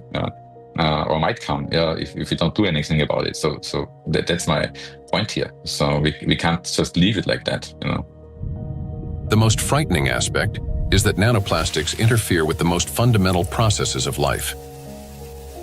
Their electrostatic charge breaks bonds, distorts bioelectric signals, and destroys the harmony that exists between cells and entire organisms. It also disrupts the impulse of life, the signal that links a bee to a flower, a tree to the forest, a neuron to the brain. It silences rhythms that have resonated in unison for centuries. This is a threat that cannot wait. It must be confronted now. It is a matter of survival. We can do as much, research, and scientific community does whatever it does, but until this alarm goes to the public, nothing will change, right? It's not a science problem anymore. Science has clearly shown what it wanted to show. Maybe there will be 10 more studies in the next few years, right? And then what, right? Until we change, and this change is based on the public opinion. I want to leave something which is, our legacy should be habitable by our future generations. And that's the pure purpose we all have in common. If we can connect to our own health, I think that is way more powerful and more appealing for all of us to collectively act on this together. I think that's a very important point. And I think at a societal level, we all have to incorporate the other dimension beyond, in our balance sheets, beyond the dollars and pounds and euros and rupees, right, is the health, the impact on the health. And I think that has to be a part of the balance sheet, because what are we making money for if we can't survive or have a good quality of life? Then everything else is worthless for us and for the future generations. I think maybe a reason why I do that, to just show by example that we need to do that. It's my big, hope that I can contribute to a solution, and also to people thinking about it, talking about it, and acting accordingly to make this world a better place, and not just always a worse place for the future, especially for the next generations and for my son and for families, and of course all over the world to take care. And I'm trying to contribute the awareness of people, to explain, to show them the risks, and to make them understand the problem, the real extent of problem, to put them into action. So I just want to say one last word, that we only have one planet, and this planet is not single use, so we should consider this. For too long, we have lived under the comforting illusion that there's still time, that humanity will always have a chance to recognize, understand, and respond. But that time has passed already. Our greatest challenge now is to find a solution before we cross the point of no return, while we still have both our intellect and the little time that remains. But for this to happen, all of humanity must first grasp the true scale of what is unfolding. Only then will we be able to direct our full scientific potential and resources toward finding a solution. As we have seen already, no single individual, organization, or nation alone can solve such a complex problem. The scientific community of ALLATRA has been searching for the solution for 2 decades, and although it hasn't been found yet, we know it exists. We understand that the answer lies at the intersection of physics, chemistry, and biology, which means that the solution is achievable, and finding it is essential for survival. Through years of research, we have come to clear understanding that the efforts of the entire global community must be united, and urgently. The challenge before us is enormous. To find a way to strip micro nanoplastics of their ability to accumulate and retain electric charge across the entire biosphere, not just in a test tube or single organism. And to do so without harming humanity, the planet, or disrupting the Earth's magnetic field. Today, micro nanoplastics are present in every human being, including newborns taking their very first breath. In fact, unborn children developing in the womb are already exposed to these tiny particles, and even human eggs and semen are now contaminated and impacted by nanoplastics. For the first time in history, we face an enemy that threatens all life on the planet. And unless we change the course, this crisis will only deepen. Nanoplastics have indeed become the only true enemy of all humankind and each of us. I want to say that now is not the time for geopolitical rivalries or economic wars. It is not the time to build new empires. When one realizes that they're dying, it makes no sense to start building a new house, especially when no one will be left to live in it. And above all, we no longer have a time for military conflicts. There's no sense in killing one another when we're already being killed by a common invisible enemy, although some don't even realize it yet. We cannot remain indifferent to this threat because our future depends on whether we're capable of setting aside our divisions and uniting against this killer, nanoplastics, which threatens all life on our planet. The question is, are we capable of truly understanding all this? Or has nanoplastic already damaged our minds to the point where we don't even recognize the mortal danger hanging over humanity? If we can still see the reality for what it is, then we're obligated to act, to find a solution while we still can. We cannot shift this responsibility to the next generation, because if we fail to find a solution now, there will not be any true generation. And knowing this, giving up would mean betraying ourselves, our families, our children, and all of humanity, condemning all life on this planet to slow and inevitable death.